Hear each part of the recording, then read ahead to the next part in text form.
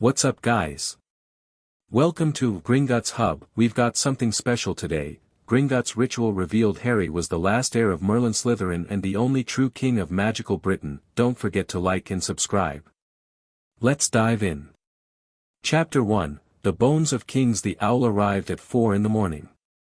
Harry was already awake, had been for an hour, actually, lying on his back in the smallest bedroom of number 4 Privet Drive, watching the ceiling and thinking about nothing in particular. The Dursleys had gone to bed early after a roast dinner they hadn't offered to share. Hedwig was asleep with her head tucked under one wing. The house was so quiet he could hear the kitchen clock ticking from 2 rooms away. Then the owl hit the window like a small feathered battering ram, and Hedwig woke up shrieking. He fumbled the window open. The bird that squeezed through was enormous, black as coal with amber eyes, wearing a leather message tube around one leg that looked older than Hogwarts. It landed on his desk, regarded him with the expression of something ancient and unimpressed, and stuck out its leg with the air of a creature that had delivered important messages to more significant people than him and knew it. Harry untied the tube. The owl bit him once, not hard, just to establish the hierarchy, and then launched itself back out the window into the dark. Inside the tube was a single sheet of parchment, heavy and cream-colored, sealed with wax that bore the impression of a key crossed with a battle-axe. He'd seen that seal before. Everyone who'd ever been to Gringotts had. Mr. H. J. Potter, it read, you are requested to attend Gringotts Bank, Diagon Alley, at your earliest convenience, but no later than your 17th birthday, which the bank notes falls on this date. The matter is of significant legal and financial consequence. Please bring this correspondence as proof of identity. The director extends his personal invitation. This is not optional. That last line had been added in different ink, slightly darker, slightly less formal. Like someone had read the official version and decided it didn't quite cover the stakes. Harry read it twice, then set it on the desk and looked at the ceiling again. His 17th birthday. Which, he realized, checking the clock, was today. Had been today for approximately 4 hours and 20 minutes. He was dressed and out the door before 5. Diagon Alley was ghostly at that hour, the shopfronts dark and the cobblestones empty except for a ginger cat picking through the rubbish outside the leaky cauldron. The bar itself was just opening. Tom the barman looked up from wiping the counter with an expression that suggested this happened more often than it should. Gringotts? Harry said. Tom pointed. Harry went. The bank's white marble facade caught the first grey light of morning and threw it back in pieces. The bronze doors were already open. 2 goblins flanked the entrance, shorter than Harry remembered, broader in the shoulder, with the fixed expressions of creatures who had never found a human worth smiling at. They watched him climb the steps with the particular attention of people who have been expecting you. Harry Potter, one of them said. Not a question. That's me. The director is waiting. Follow Sharpclaw. A third goblin materialized from somewhere to Harry's left. He hadn't seen him arrive, which was unsettling, and set off down the marble corridor at a pace that suggested goblins operated at a different speed than humans and had simply never seen a reason to adjust. Harry followed. The main hall of Gringotts in the early morning was an entirely different place than the Gringotts he'd visited with Hagrid at 11, or with the Weasleys later. The chandeliers were still lit but dimmed, throwing amber light across the high vaulted ceiling. The teller stations were empty. Their footsteps echoed. Sharpclaw led him past the teller hall, through a door that Harry had never noticed before despite having been here 4 times, down a corridor lined with oil paintings of goblins doing things that were almost certainly significant if you knew the context, and finally to a door of dark wood with no handle, just a flat iron plate at waist height that Sharpclaw pressed his palm against. The door opened with a sound like a vault. The office beyond was large in a way that felt geological, not designed but accumulated, the way a cave gets large. Bookshelves from floor to ceiling on 3 walls. Maps and charts on the 4th. A desk the size of a small boat, buried under documents, ledgers, and what appeared to be a scale model of the entire British Isles rendered in crystal and gold. Behind the desk sat a goblin Harry didn't recognize, but whose authority was so obvious it practically had physical mass. Mr. Potter. The goblin's voice was gravel and iron. Sit. Harry sat. You're the director. Ragnok. Director of Gringotts, Great Britain, Northern and Southern Divisions, and senior executor of the Treaty of 1689. He folded his hands on the desk. His fingers were long for a goblin, his eyes the color of old copper. I will not waste your morning with pleasantries. I assume you understood that the letter was urgent. I assumed that when it said it wasn't optional. Something moved in Ragnok's expression. Not quite a smile, but a recognition of something. Good. Then I'll begin. He opened a ledger on his desk, bound in leather the color of dried blood, with a lock that he didn't bother with, just lifted the cover. This morning, as of midnight, you became 17 years of age and thus, by the laws of magical Britain, an adult. Upon reaching adulthood, certain dormant inheritance processes activate. In your case, Mr. Potter, the process that activated is one that has not fired in this bank in 932 years. The office was quiet except for the faint sound of something deep in the building, carts, maybe, moving on rails far below. 900 years, Harry said. And 32. We are precise at Gringotts. Ragnok turned the ledger to face him. The page was covered in runes Harry didn't recognize, organized around a central symbol that looked like a serpent eating its own tail with a crown floating above it. You are aware, I take it, that you carry the Potter family magical inheritance, modest, respectable, old money, nothing remarkable. You are also aware that you carry the Evans line through your mother, Muggleborn, no magical inheritance of note. What you are not aware of, because no living person outside this building is aware of it, is that your magical core has, until this moment, been operating at approximately 11% of its actual capacity. Harry opened his mouth.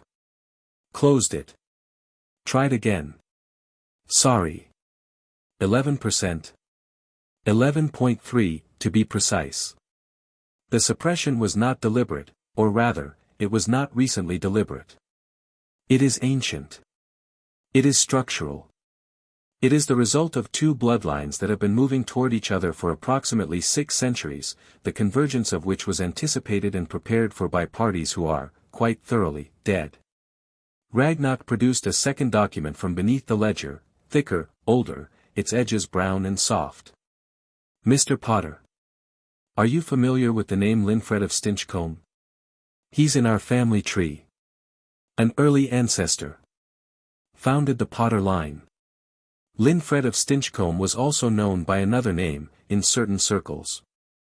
He was known as the Wandering Serpent, because he carried the bloodline of Salazar Slytherin 3 generations removed. Ragnok let that land. Watched Harry's face. Then continued. The Slytherin line did not end with Voldemort, or rather, it does not end with him. Voldemort is a corruption of it, a fragment, a wrong turn. The true line passed through Cadmus Peveril's maternal cousin, then through a squib who married into the Muggle nobility, and eventually, after several generations of dilution and reconvergence, into Linfred himself. The blood was thin by then. Nearly extinct. But it persisted. And on my mother's side? Ragnok's expression shifted into something Harry could only describe as significant. Your mother, Mr. Potter, was not Muggleborn. The crystal model of Britain on the desk caught the light and threw a small rainbow across the floor. Harry watched it for a second, then brought his eyes back to Ragnok. Her parents were Muggles, he said. I know that. I've been told, her parents were Muggles. Yes. That is not in dispute. But magical blood does not always express in every generation. It hides. It waits. The Evans line carries, in dormancy, the maternal branch of the Pendragon family, a line that traces, unbroken through the female descent, to Merlin Emrys. Ragnok paused. You know him better as Merlin. The silence this time was different. It had weight. Harry exhaled slowly. You're telling me my mother was a descendant of Merlin? In dormancy. The magic suppressed itself over centuries as the line moved through Muggle ancestry, protecting the bloodline by hiding it. Your mother showed enough magical sensitivity to trigger accidental magic in childhood, which is how she was identified for Hogwarts. But the full inheritance, the Pendragon Emery's line, never activated in her. It was waiting for a specific trigger. Which was the convergence. Ragnok turned the ledger again and pointed at the central symbol, the serpent and the crown. Salazar Slytherin and Merlin were not enemies, Mr. Potter. They were rivals, yes. Intellectually, philosophically. But they were also, in the early stages of their careers, before Hogwarts, before the founders, before everything, colleagues. They made a compact. Not the sort of compact that gets written into history books, because they had no interest in history books. They made a magical compact, bound in the oldest magic either of them knew, which means it was bound in blood and intent rather than words. The terms were simple: if both lines persisted long enough to converge in a single heir, that heir would carry both inheritances fully, with nothing withheld. And that's me. That is you. Ragnok closed the ledger with a sound like a vault door. You are the last living heir of Salazar Slytherin. You are the last living heir of Merlin Pendragon. And you are, by the compact of 963 AD, the holder of a magical inheritance that this bank has been administering in trust for 932 years, earning compound interest on assets that are, frankly, staggering. He slid a document across the desk. Harry picked it up. The number at the bottom had so many zeros it looked like a mistake. That's in galleons, Ragnok said. Right, Harry said. There is also property. You hold legal title, under the Merlin Trust, to 14 properties in Britain, 3 in France, 1 in what is now Egypt, and a tower in what is now the Scottish Highlands that the Muggle government believes is a weather monitoring station. There's a tower. There is a tower. It is, as you might expect, rather more than a weather monitoring station. Ragnok produced a key, ancient bronze, longer than Harry's hand, carved with the same serpent and crown symbol. But the properties are secondary. The primary matter, Mr. Potter, is this. He reached into the desk drawer and produced a ring. Old gold, heavy, set with a stone that was neither quite green nor quite black but shifted between them as the light moved. On the band, so worn they were nearly invisible, the serpent on one side, and on the other, a circle with a line through it, the oldest known symbol of Merlin's lineage, so old it predated the written form of any European language. The Ring of Convergence, Ragnok said. It was made in 963 AD by both Merlin and Slytherin together, at the time of the compact. It is the only magical artifact in existence that carries both their full magical signatures. It has been in Gringotts vaults since 1093 AD, when the last person who could theoretically claim it died without issue. We have been holding it for 932 years. Harry looked at it. What does it do? He said. Ragnok's lips did the thing again, almost a smile. Put it on. Harry picked it up. It was heavier than it looked, and warm, not the warmth of metal that's been sitting in a warm room, but the warmth of something that was generating heat from the inside. He turned it over once, twice, and then slid it onto his right ring finger. The world ended. Or rather, the version of the world that Harry had been living in ended, and something else arrived in its place. It wasn't pain, exactly, it was closer to the feeling of a door blowing open, except the door was somewhere inside him and it had apparently been jammed shut for 17 years. Magic came through it in a wave that hit him like a physical thing, and he felt his grip on the chair tighten as the room lurched, and then steadied, and then became clearer than it had ever been. He could feel the wards on the building, old goblin magic, dense and deliberate. He could feel the ambient magic of Diagon Alley beyond the walls, the dozens of enchanted objects and charmed storefronts and the traces of old spells going back centuries. He could feel the ley line running directly beneath the building, because Gringotts had been built over one on purpose. He could feel Ragnok's magic, careful, precise, deeply professional. And beneath all of it, under everything, he could feel something massive and patient and very, very old rising up from somewhere below his sternum like a tide coming in. He breathed. The tide settled. Not gone, it wasn't going anywhere. Just waiting, like it had learned to wait and was comfortable with it. Merlin's beard, he said quietly. His, yes. Among others. Ragnok was watching him with the focused attention of a craftsman assessing completed work. How are you? I can feel the ley line. You will feel all of them, in time. It will become manageable. I can feel the wards on this building. All of them. I can feel, Harry stopped. Something had just come into his awareness that hadn't been there a moment ago, not a magical signature he recognized, but a gap, an absence, a shape where something had been removed. Like pressing your tongue to where a tooth used to be. He frowned. There's a suppression ward on me. There was. It just, dissolved. Yes. It was woven into your magical core as an infant, masterfully done, actually, the craftsmanship was genuinely impressive. But the ring of convergence carries a higher magical authority than any ward cast by living hands. It dissolved the moment the ring recognized you as the true heir. Harry looked up. Who put a suppression ward on me as an infant? That, Ragnok said carefully, is a question you should ask Albus Dumbledore. The room was quiet for a moment. Right, Harry said, and his voice had gone very level.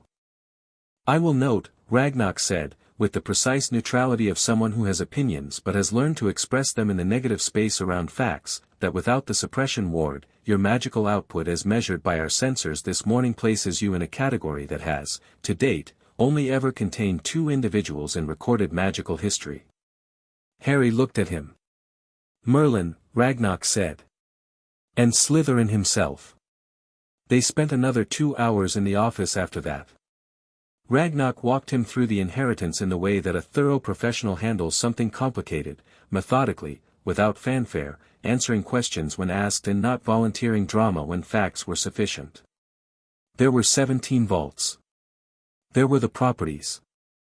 There were seats, Wisingamot seats, 5 of them, 4 of which had been sitting empty and administered by proxy for centuries. There was a legal claim, documented in the original Goblin records and confirmed by 3 separate international magical bodies, to the throne of magical Britain, a position that had been formally abolished in 1692 but whose abolition, as Ragnok explained with a certain professional satisfaction, had never been properly ratified under the original foundational laws. Meaning, Harry said slowly, it's still technically, a live legal instrument. Yes. The Wisingamot abolished the throne by simple majority vote. But the throne was not created by the Wisingamot, and therefore cannot be abolished by it. The original Charter of Magical Britain, drafted in 943 AD by Merlin himself, specifies that the throne passes by bloodline, is recognized by the Ring of Convergence, and can only be dissolved by unanimous accord of all magical families of Britain, approximately 900 families, most of whose descendants no longer know they carry a vote. It has never been dissolved. It has been ignored, but those are 2 entirely different things.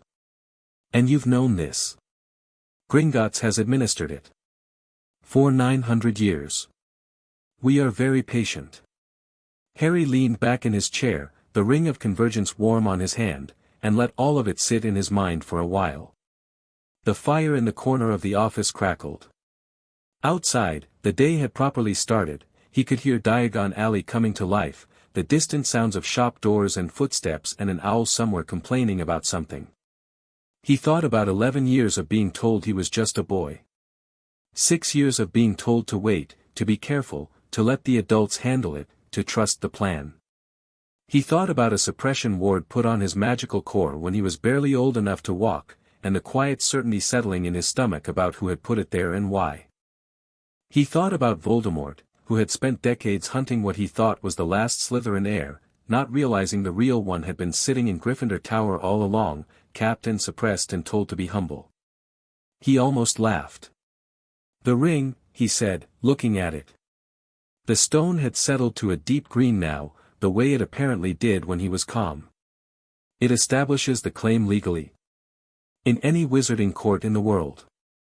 It is the physical manifestation of the magical compact, there is no forgery possible, no challenge credible. The magic recognizes the heir and the heir only. The ring has been on your finger for 2 hours, Mr. Potter. It has not fallen off, dissolved, burned you, or sent you into a coma. This is not a coincidence. What about Voldemort? He has Slytherin's ring, he has a Horcrux vessel that he created using a ring that Marvolo Gaunt pawned in 1925. The Gaunt ring. Ragnok's expression made his feelings about the Gaunts perfectly clear. The Gaunt family were the Slytherin line's wrong turn, the branch that refused to let the blood thin properly, who married within the family to preserve power and instead preserved weakness. They were never the primary line. They were the secondary branch, which split in the 14th century. The primary line, your line, was Linfred of Stinchcomb's branch, which had moved through enough diversity to come out the other side stronger. Voldemort thinks he's the last Slytherin heir. He is incorrect. Harry stood up, and the magic in him rose slightly with the movement, not threatening, just present, the way a large animal shifts its weight. Does he know? About the compact, about the convergence, Voldemort is brilliant in certain ways and dangerously ignorant in others. He has the Slytherin library, what remained of it, but the compact documents were moved to Gringotts in 1093 and have never been referenced in any text he could have accessed. He believes himself to be unique. He is not. He is a fragment. Ragnok paused. He will know within the week. News of an active inheritance ritual of this magnitude does not remain contained for long. The magical signatures when the ring activated were detectable by any sufficiently sensitive practitioner within 50 miles. So I have a week. Approximately. Harry picked up the bronze key from the desk, the one for the main Merlin-Slytherin vault, and turned it over in his hand. The properties. The tower in Scotland, I can access it now. It will recognize you from the moment you step on the grounds. It has been waiting for the ring. Can I use it as a base? Is it warded? It is warded by Merlin's own hand, Mr. Potter. Whatever Voldemort could throw at those wards would be a polite knock on a castle gate. Harry pocketed the key. He picked up the thick document Ragnok had handed him early in the conversation, the full inheritance documentation, sealed with a goblin attestation stamp that made it legally incontestable. Then he looked at Ragnok and said what he'd been working toward for the last 30 minutes. I need something from the bank. Ragnok waited. I need certified copies of everything, the compact, the lineage documentation, the Wisingamot seat records, the claim to the throne. All of it, formally notarized by Gringotts. Not because I want to show anyone yet. Because when I do show them, I want it to be airtight. Ragnok studied him for a long moment, the copper eyes moving over Harry's face with the slow, deliberate assessment of someone who has been dealing with powerful people for centuries and has learned to take accurate readings quickly. You are not what I expected, he said finally. What did you expect? Shock. Denial. Possibly fainting. Most people, presented with 900 years of accumulated inheritance and a claim to a throne, default to panic. He reached into the desk and produced a leather case, the kind solicitors used, flat and professional, and began methodically placing documents into it. You asked about logistics within 40 minutes. This is either remarkable self-possession or an extremely functional response to shock. Bit of both, probably, Harry said. The panic is in there somewhere. I'm just dealing with Voldemort first. Something in Ragnok's expression shifted. It was subtle, a slight softening around the eyes, a half-degree turn at the corner of his mouth. If Harry had been less observant, he would have missed it entirely. But it was there. Gringotts takes no political positions, Ragnok said. Of course. We administer trusts. We maintain records. We fulfill our obligations under contracts that are centuries old, regardless of the political climate. He placed the last document in the case and closed it with a snap.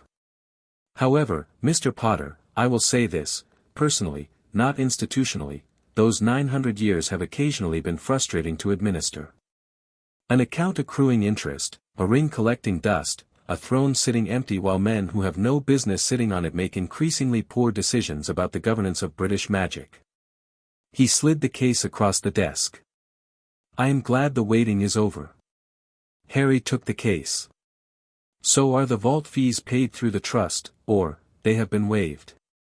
For 932 years. We consider it an honor.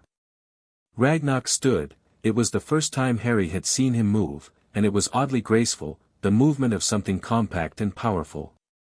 Sharpclaw will show you to the vaults. I suggest you take some time in the Merlin-Slytherin archive room before you leave. There are objects and texts in there that will be useful to you in the coming weeks. The archive room. Is that where, the grimoires? Yes. Merlin's personal spell work. Slytherin's theoretical texts. The combined research, Mr. Potter, of the two most powerful magical minds in recorded history, which no one has accessed in 932 years. Ragnok sat back down, picked up his pen, and returned his attention to the ledger, the movement of someone professionally wrapping up a meeting. I suggest you don't try to read it all today.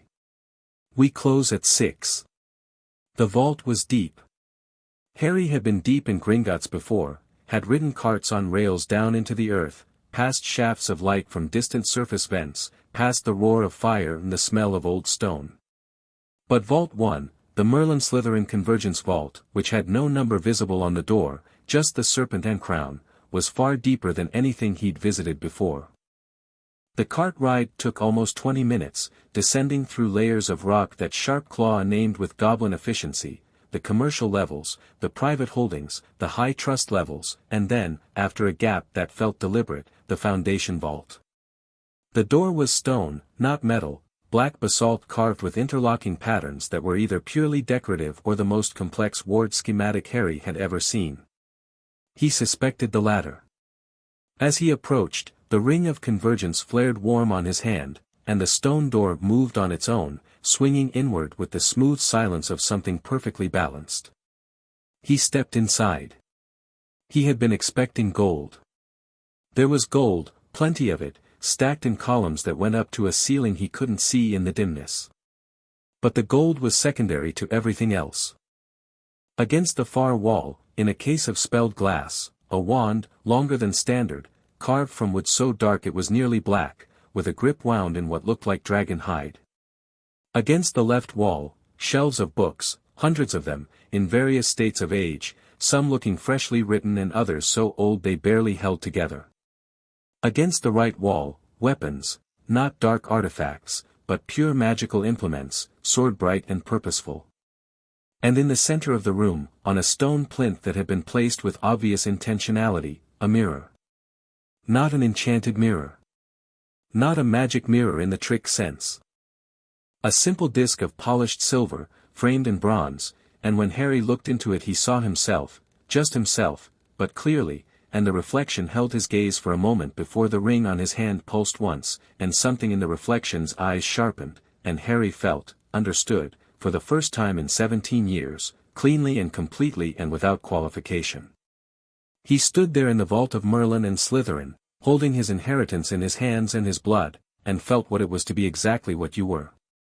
The archive room was off a door in the back of the vault, smaller, warmer, lit by self-sustaining magical flames that clearly predated any current enchantment and had been burning since 1093 AD or possibly longer. The grimoires were organized, to Harry's surprise. Not alphabetically, by something else, some logic he'd have to reverse engineer. He spent an hour in there, not reading properly, just moving through the space, touching spines and feeling the magic pulse back at him in recognition. He took 6 books. He left the rest, not ready for all of it yet, but knowing where it was. He picked up the wand from its case. It fit his hand the way a handshake fits between people who are going to do important things together. He cast one spell, a simple lumos, and the room lit up like a sunrise. He came out of Gringotts at noon into a Diagon Alley that had no idea what had just happened. The ring of convergence caught the sunlight and threw a small, sharp gleam. The leather case with the legal documents was under his arm. The 6 grimoires were shrunk and in his pocket. The old bronze wand, which had, after a moment's consideration, decided to operate alongside his holly wand in a way he didn't quite understand yet but intended to figure out, was in his left sleeve. He stood on the steps of Gringotts for a moment, looking at Diagon Alley, the ice cream shop, the apothecary, flourish and blots, all the familiar architecture of a world that had defined itself without asking him, and felt the ley line beneath the street, running southwest toward the Ministry of Magic like a river under the city. He felt the magic of 100 nearby wizards going about their day, felt the ambient presence of enchanted objects and charmed storefronts, felt everything with the open, easy awareness of someone whose senses have just been restored after years of partial blindness. He pulled out his wand, his holly wand, for now, just for familiarity, and sent a Patronus to Hermione. The stag formed out of silver light and stood on the steps of Gringotts for a moment, more solid and more imposing than Harry had ever seen it, before it turned and bounded north. He'd kept the message simple: come to the leaky cauldron. Today. Bring Neville if you can. Don't tell anyone else yet. Then he sent a second Patronus. This one he aimed in the direction of Hogwarts, because Dumbledore was almost certainly there, and because some conversations need to happen before they happen on the other person's terms. This message was simpler still: I know about the suppression ward. He put his wand away, straightened his jacket, and walked down the steps into the alley. The magic in him moved with him like a tide, easy and enormous and entirely his, and when a witch passing by glanced at him and then looked again, something in his bearing or his presence catching her attention in a way she couldn't immediately identify, Harry Potter smiled at her pleasantly and kept walking. They met him in the leaky cauldron back room. Hermione, who had clearly side-alongied herself from Oxford in under an hour with her hair still damp from the shower and a determined expression that said she already knew something significant had happened, and Neville, who arrived 10 minutes later looking like he'd sprinted from wherever Neville currently was in his life, which turned out to be a herbology intensive at a summer school near Bristol. Harry waited until they were seated, until Tom had brought 3 butterbeers and taken himself back behind the bar, and then he put the leather case on the table. He told them everything. Not hesitantly, not building to it, just from the start, clearly and in order, while Hermione went very still in the way she did when she was running information through her brain faster than she was able to process it emotionally, and Neville sat forward with his elbows on the table and the expression of someone who has been waiting for the world to make sense and was cautiously optimistic that this might be the moment. When Harry finished, the room was quiet. Hermione opened the leather case. She read the first document, then the second, then the third, with the increasing focus of someone who has found something that is simultaneously exactly what they expected and far beyond what they prepared for. Her lips moved slightly. She set the third document down and picked up the fourth. The legal precedent for the throne claim, she said, without looking up, relies on the foundational charter predating the Wisengamot. Which it does. Which means the Wisengamot's 1692 vote to dissolve the throne was, ultra vires, Harry said. Her head snapped up. You know what that means. I've been sitting with it for 4 hours. I looked it up. He nodded at the case. There's also a note from Ragnok at the back. He says the same thing in about 6 more words. Hermione put the document down and looked at him. Really looked at him, the way she did when she was recalibrating her understanding of a person, the way she'd first looked at him in 3rd year after the Time Turner incident, when she'd had to update her model of what he was capable of. You're different, she said. The suppression ward came off. I mean besides the obvious magical, Harry, you're different. She searched for the word. Himself, Neville said quietly. Both Harry and Hermione looked at him. Neville shrugged, not embarrassed. You've always been a bit contained. Like you were taking up less space than you needed. Not now. He picked up his butterbeer. Good. It suits you. Harry looked at his 2 best friends, Hermione with her documents and her racing mind and her inability to accept a problem she couldn't solve, Neville with his steady eyes and his quiet certainty that had been there all along beneath the nervous exterior the world had mistaken for his character. "I'm going to need both of you," he said. "This isn't a solo thing. It can't be." "Obviously," Hermione said, already taking notes. "What's the first move?" Neville said. "The Wisengamot has a session in 3 weeks. I have 5 hereditary seats. I'm going to fill all of them." Harry put the ring of convergence on the table between them, it caught the lamplight and threw green and silver across the wood. "But first, I need to have a conversation with Dumbledore. He put a suppression ward on me when I was a baby. I want to hear why. And if the reason's bad?" Neville said. Harry looked at the ring. "The serpent and the crown, worn smooth by 9 centuries of waiting. Then I want him to know that it didn't work the way he planned," Harry said.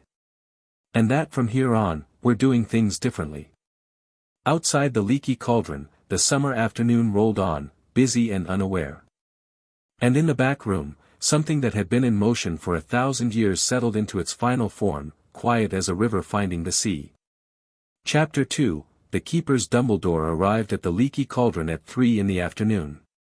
Harry knew he was coming before he walked through the door, felt the old wizard's magic the moment he stepped into Diagon Alley, the way you feel a change in weather before the rain actually starts. Dumbledore's magical signature was enormous and layered, centuries of spellwork stacked on itself like sediment, and Harry filed that information away with the calm interest of someone taking inventory. Hermione gathered the documents back into the leather case and sat up straight. Neville shifted his chair slightly, not retreating, just repositioning, and his hand moved to where his wand was. The back room door opened. Dumbledore looked, in that first moment, exactly as Harry had always known him. The long robes, currently deep blue with a pattern of small golden suns. The half-moon spectacles. The magnificent beard. The eyes that were always doing something, always calculating behind the warmth, and Harry had seen that his whole life without having a name for it. He had a name for it now, management. Harry. Dumbledore's voice carried its usual warmth, the practiced grandfatherly tone that Harry had once found reassuring and now read as precisely what it was, a tool, deployed with great skill, but a tool nonetheless. He looked at Hermione and Neville with the particular smile that acknowledged their presence while suggesting they were incidental. "And Miss Granger, Mr. Longbottom. A pleasant surprise."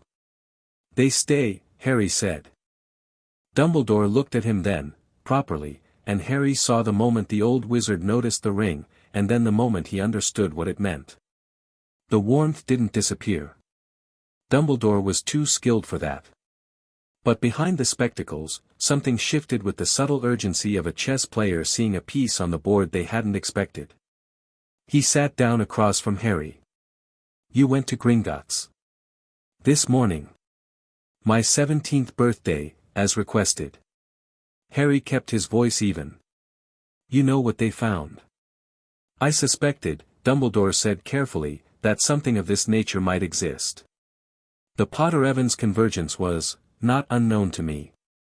Certain elements of your mother's heritage were unclear, you knew about the Merlin line." A pause. Not denial, Dumbledore was too careful for outright denial when the documentation was clearly sitting in a leather case on the table. "I knew of the theoretical possibility. I did not know it would manifest as fully as, the suppression ward," Harry said. The warmth in Dumbledore's expression remained, but the space around it cooled by several degrees. He was quiet for a moment. Hermione made the smallest sound, not quite a breath, more the sound a person makes when they're forcibly stopping themselves from speaking. "I should explain," Dumbledore began. "I'd appreciate that." Dumbledore folded his hands on the table. It was a gesture of openness, Harry noted, deliberate, calculated to convey candor. "When you were placed with the Dursleys, the blood wards I established were for your protection.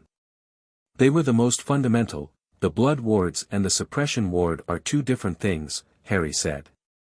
Ragnok was very specific. The suppression ward was woven into my magical core. Not around me, into me.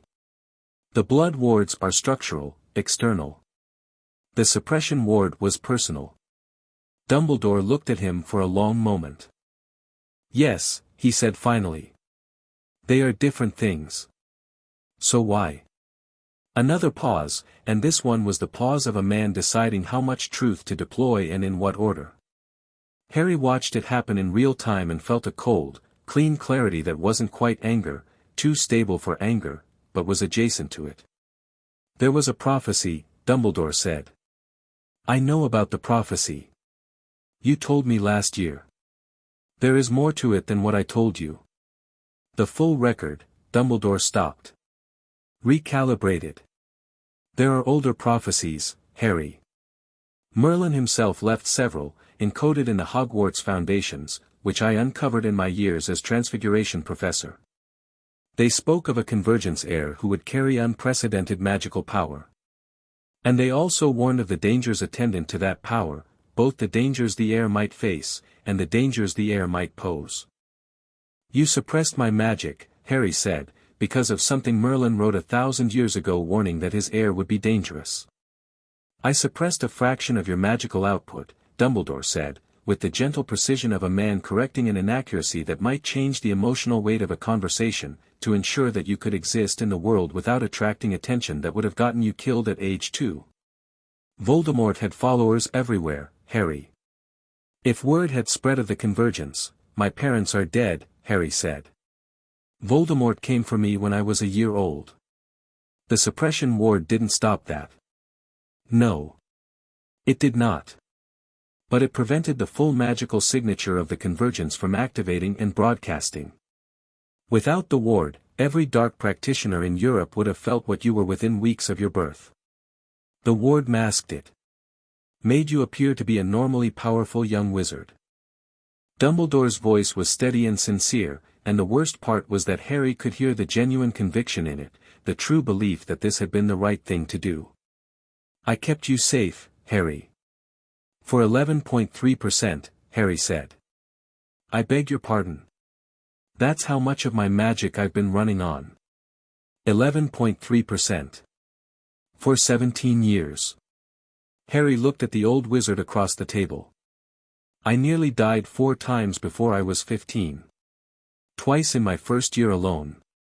A basilisk at 12, dementors at 13, a graveyard at 14, the Department of Mysteries at 15. You kept me at 11% and called it safety. The silence in the room was comprehensive. Neville was looking at the table, jaw set. Hermione had gone very still in the way that meant she was thinking about something that was making her feel things she wasn't sure how to express.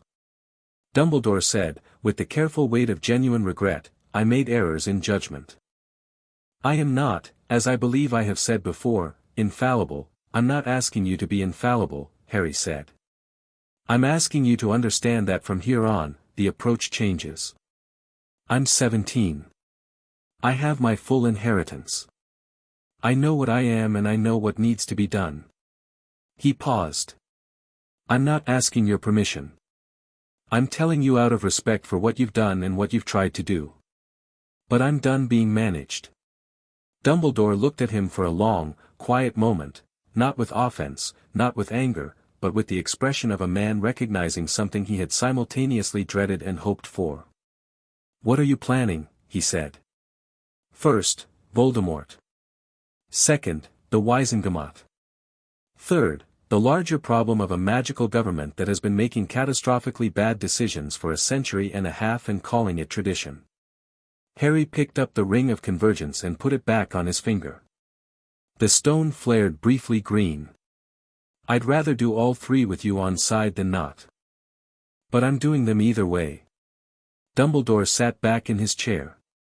Something in his posture had shifted, the habitual authority, the comfortable assumption of being the tallest figure in any room, had recalibrated slightly, the way a compass needle recalibrates toward true north.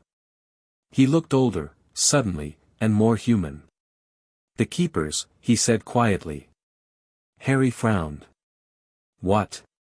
Have they made contact yet? Who are the keepers? Dumbledore looked at him, and for the first time in the conversation, Harry had the distinct feeling that the old wizard knew something he didn't.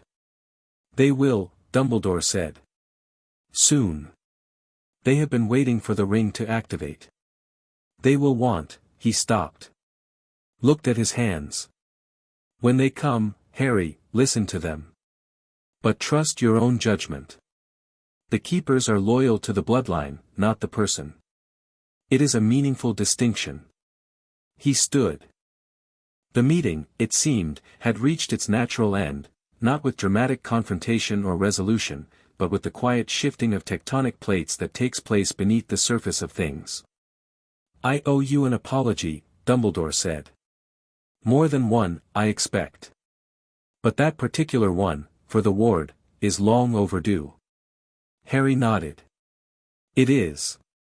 Dumbledore looked at him for a moment longer. Then something crossed his face that might have been pride, or relief, or the complicated mixture of both that appears when a plan you spent decades executing turns out to have worked in ways you didn't anticipate. He turned and left, his robes making no sound on the flagstone floor. The back room was quiet. 11%, Neville said. "Yep. And he just thought that was fine. He thought it was necessary." Harry picked up his butterbeer and finished it. "He's not wrong that it kept me alive long enough to get here.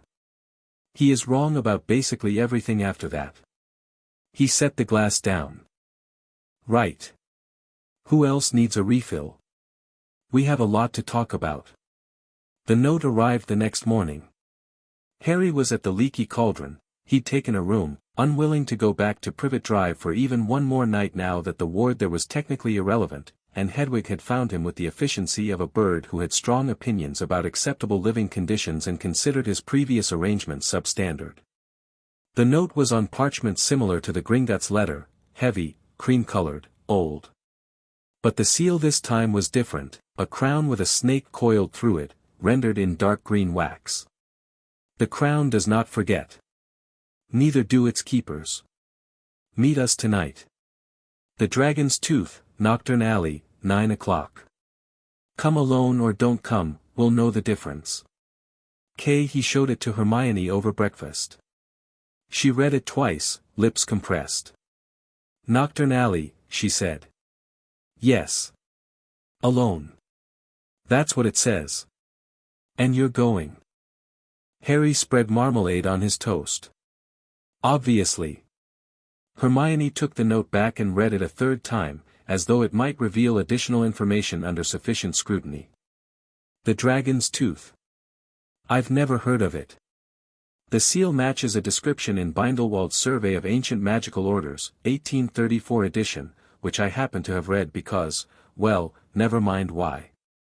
The point is, the keepers of the crown are mentioned in exactly 1.5 paragraphs and described as a mythological order of allegedly royal magical guardians whose existence has not been confirmed in the modern era. Confirmed now. Apparently. She set the note down. "If you're not back by midnight, I'm coming in after you." "Fair enough. With Neville. I'd expect nothing less." She looked at him.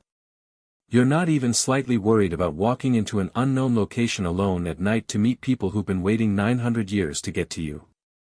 Harry thought about it honestly. The magic in him sat easy and enormous, the way it had since the ring activated, not aggressive, not restless, just there, like deep water. He shook his head. "Not really. If the keepers wanted to harm the heir they've been protecting for 9 centuries, the first move wouldn't be a polite invitation." Hermione made the face she made when she couldn't find a logical objection to something she still found alarming. "Fine. Also," Harry added, "I can feel 6 different wards on this building and I've been cataloging them since yesterday. My situational awareness has somewhat improved." She opened her mouth, closed it, and returned to her breakfast with the air of someone deciding that some battles weren't worth the expenditure.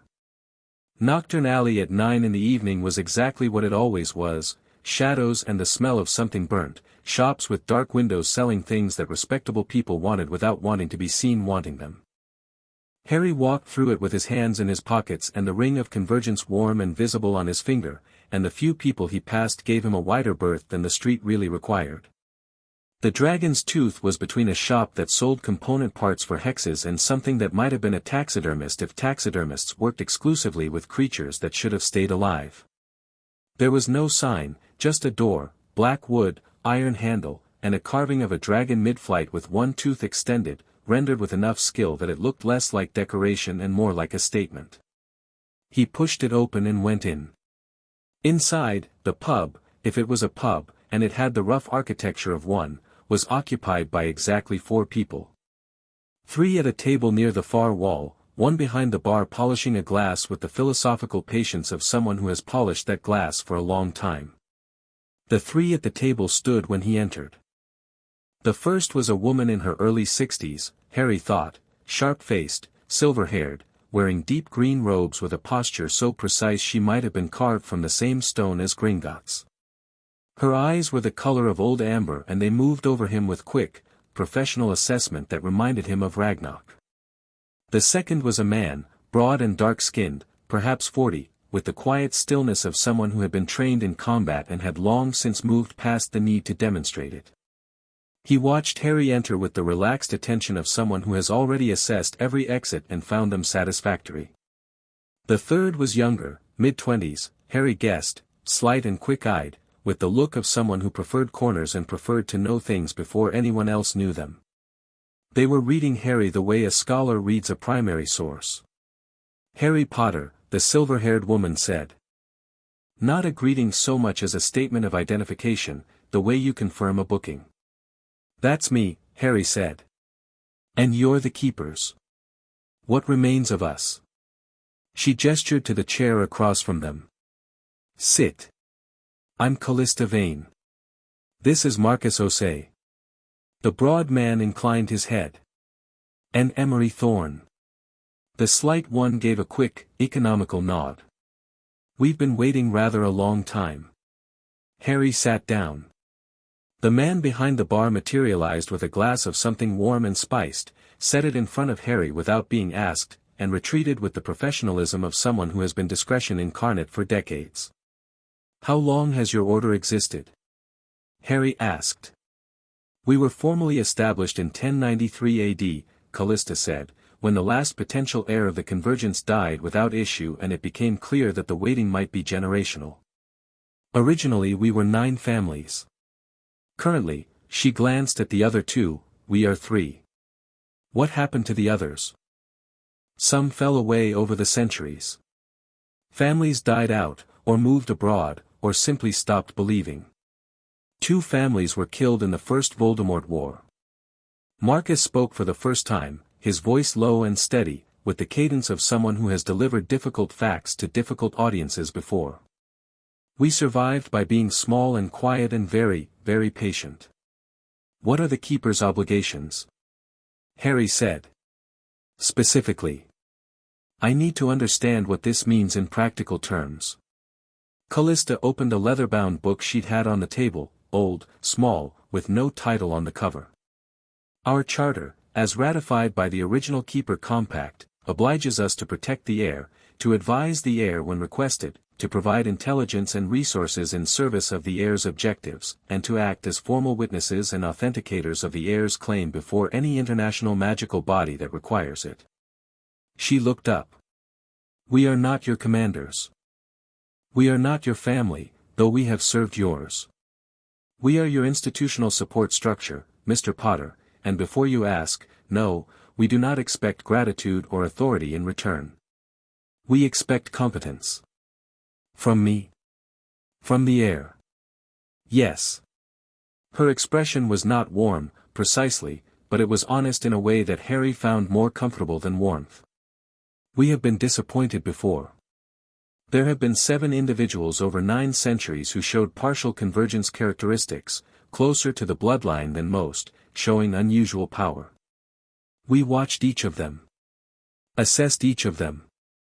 None were the true heir, none could hold the ring. But each disappointment taught us what to look for." "And what are you looking for?"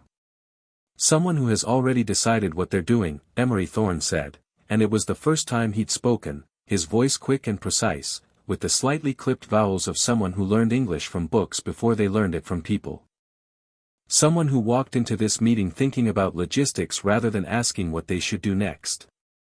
A glance at the other two. For the record, he confirmed it. He asked about practical implications in the first minute. He hasn't asked us what to do at all. Harry looked at the young scholar. You're the intelligence person. Among other things. Emery's mouth moved in something brief and not unfriendly. I've been tracking the political landscape for the last 3 years, specifically as it relates to your probable emergence. I have files. On who? Everyone relevant. The Wisengamot members who would support a throne restoration versus those who would oppose it. Voldemort's current inner circle and their individual vulnerabilities. Dumbledore's political network and its weak points. He doesn't know I've mapped it, by the way. The neutral families who haven't committed publicly to either side and are waiting for the weather to change. A brief pause. One Daphne Greengrass, of the Greengrass family, who has been quietly making overtures to multiple parties for the last 18 months on behalf of what she describes as the sensible pureblood bloc, by which she means the families who have enough self-preservation instinct to recognize that Voldemort is an extinction-level event for their way of life. Harry's attention sharpened on that last part. She's been organizing independently. For 18 months. She's 19, she's doing it through her family's social connections, and she's doing it well. Her father knows and approves, her mother doesn't know and would be horrified, and Draco Malfoy suspects something but can't prove it. Emery's fingers moved over the cover of their own notebook, not a gesture of nervousness, just habit, the way some people tap when they're thinking. She'll come to you. She already knows about the inheritance ritual, word moves fast in the old families. I give it 2 days. Marcus leaned forward. The military picture, he said to Harry, with the clean directness of a briefing. You need to know what you're walking into. Voldemort currently has 43 confirmed Death Eaters in Britain and a further 60-odd fringe supporters and informants. The Ministry is compromised at 3 senior levels that we've confirmed and probably 2 more we haven't. Voldemort knows about the Gringotts ritual, our intelligence says he received word this morning. Ragnok said the magical signature would travel, Harry said. How did Voldemort react? That's the interesting part. Marcus held his gaze. He was laughing. He doesn't believe it's real. He thinks it's either a Ministry fabrication to demoralize his followers or some kind of trap. A pause. He'll stop laughing very soon. What changes his mind? You do. Publicly. The Wisengamot session in 3 weeks is the right stage. It's the moment where the claim becomes undeniable because it's been made in front of witnesses who have too much institutional interest in accuracy to lie about it. Marcus sat back. The problem is that between now and then, Voldemort has 3 weeks to find out the truth and decide how to respond. And when he stops laughing, he'll move fast. Harry was quiet for a moment, running the shape of it through his head. The ring pulsed with that slow warmth on his hand. Outside, Nocturne Alley went about its shadowy business, indifferent. I need to get to the tower, he said. The Merlin-Slytherin property in Scotland. Cairn Tower, Callista said. Yes. It's been prepared, we maintain it as part of our obligations. It will need you to activate the wards fully, but the basic structure is intact. I need 2 weeks to go through the archive material I brought from Gringotts. I need to understand what I'm working with magically before I walk into open session. He looked at Emery. I need your intelligence files. Already prepared a copy. Emery produced a scroll from somewhere, produced it with the clean efficiency of someone who has been ready for this exact request. Everything current as of yesterday. And I need help with the Wisengamot procedure, Harry said to Callista. I've never attended a session. I know the formal structure in theory, but I need to understand the dynamics, who has real influence versus nominal influence, where the procedural leverage points are, how the hereditary seats interact with the appointed ones. Callista looked at him with something that might have been approval and had the particular quality of being genuine rather than performed. That, Mr. Potter, I can provide in great detail and with considerable enthusiasm. I have been mapping the Wisengamot's procedural vulnerabilities since 1987. Why 1987? The Fudge appointment. It was the moment I recognized we needed a king. She said it flatly, without drama, the way you state a simple arithmetic fact. The system had failed past the point of self-correction. It needed a reset. Harry looked at the three of them, the sharp strategist, the soldier, the intelligence officer, and thought about what it meant to have people who had been waiting 900 years do so not out of blind obedience but out of genuine conviction. One more question, he said. Go ahead, Callista said. The throne. When we talk about restoring it, I need you to understand something. I'm not interested in kingship as a title or a power structure. If I do this, it's because the current system is broken and the magical population of Britain deserves something better, not because I want a crown on my head. If that's not what the keepers are after, Mr. Potter, Callista said, in 932 years, do you know how many heirs we assessed who made statements like that one? He waited. None, she said. Which is precisely why you're the right one. He left the Dragon's Tooth at 11:10 and walked back through Nocturne Alley with Emery Thorne's intelligence scroll in his jacket and his mind running through logistics at a pace he found both energizing and somewhat alarming. The testing started that night. Not formally, not with a target or a plan. He just needed to know what his magic actually felt like without the ceiling he'd lived with his whole life. He needed to understand the shape of it before he walked into anything consequential. He found a disused side street off the main alley, thoroughly shielded from sight, and stood in the dark for a moment with both hands loose at his sides. Then he drew his wand, the Holly one, familiar, and cast the simplest spell he knew. Lumos. The light that came out wasn't the pale white glow of 17 years. It was golden and warm and so strong it illuminated the entire street like a small sun, casting sharp shadows against the brick walls and throwing his face into amber relief. He adjusted, pulled it back, refined the focus, scaled it down to the size of a candle, and the control was instant and easy, like adjusting the volume on something that had previously had only one setting. He extinguished it and tried something else. Wingardium Leviosa, aimed at a loose cobblestone. The stone didn't just rise. Every cobblestone in the immediate area rose simultaneously, in a perfect circle around him, lifting 2 feet off the ground with the light, cooperative ease of things that had been waiting to be asked. He let them down gently, one at a time, and the control was just there, immediate and natural. He stood with that for a moment, feeling the implications. Then he took out the old bronze wand, Merlin's wand, heavy and dark and warm in his hand, and turned it over slowly. It had fit him in the vault. It fit him now. He could feel the difference between it and the holly wand the way you feel the difference between a tool and an extension of yourself. He cast Expecto Patronum. The Patronus that came out of Merlin's wand was not a stag. It was a stag, but it was also more than a stag, the way a wild animal in its full maturity is more than the idea of what it is. It was enormous, silver-white and blazing, with antlers that branched and re-branched until they looked like a tree against the dark sky, and it turned and looked at him with eyes that held something ancient and aware, and he felt it, felt the connection between himself and the spell like he was touching something that had always been there, waiting for the right key. The Patronus held for 30 seconds, bright enough to read by, before he let it go. He put the wand away and stood in the quiet alley, breathing evenly. 11%. He'd been doing all of it, at 11%. A specific feeling came over him then, not anger, not grief, but something in between, a clear-eyed accounting of what had been taken and what it had cost, carried through each year, each near death, each time he'd barely managed and had told himself it was enough. The accounting lasted about 30 seconds, clear and thorough, and then he let it go, because the past was finished and he had a great deal to do.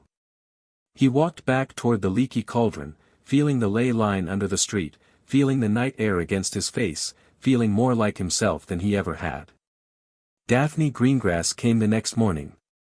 Harry was in the Leaky Cauldron small courtyard, working through the first of the Gringotts grimoires, Slytherin's theoretical texts, which were in a form of archaic English that required concentration but turned out to be considerably more readable than he'd feared, when he heard the door from the bar, and looked up. She was his age, possibly a few months older, with the particular composure of someone who has been trained in social situations from birth and has since developed their own actual personality in parallel.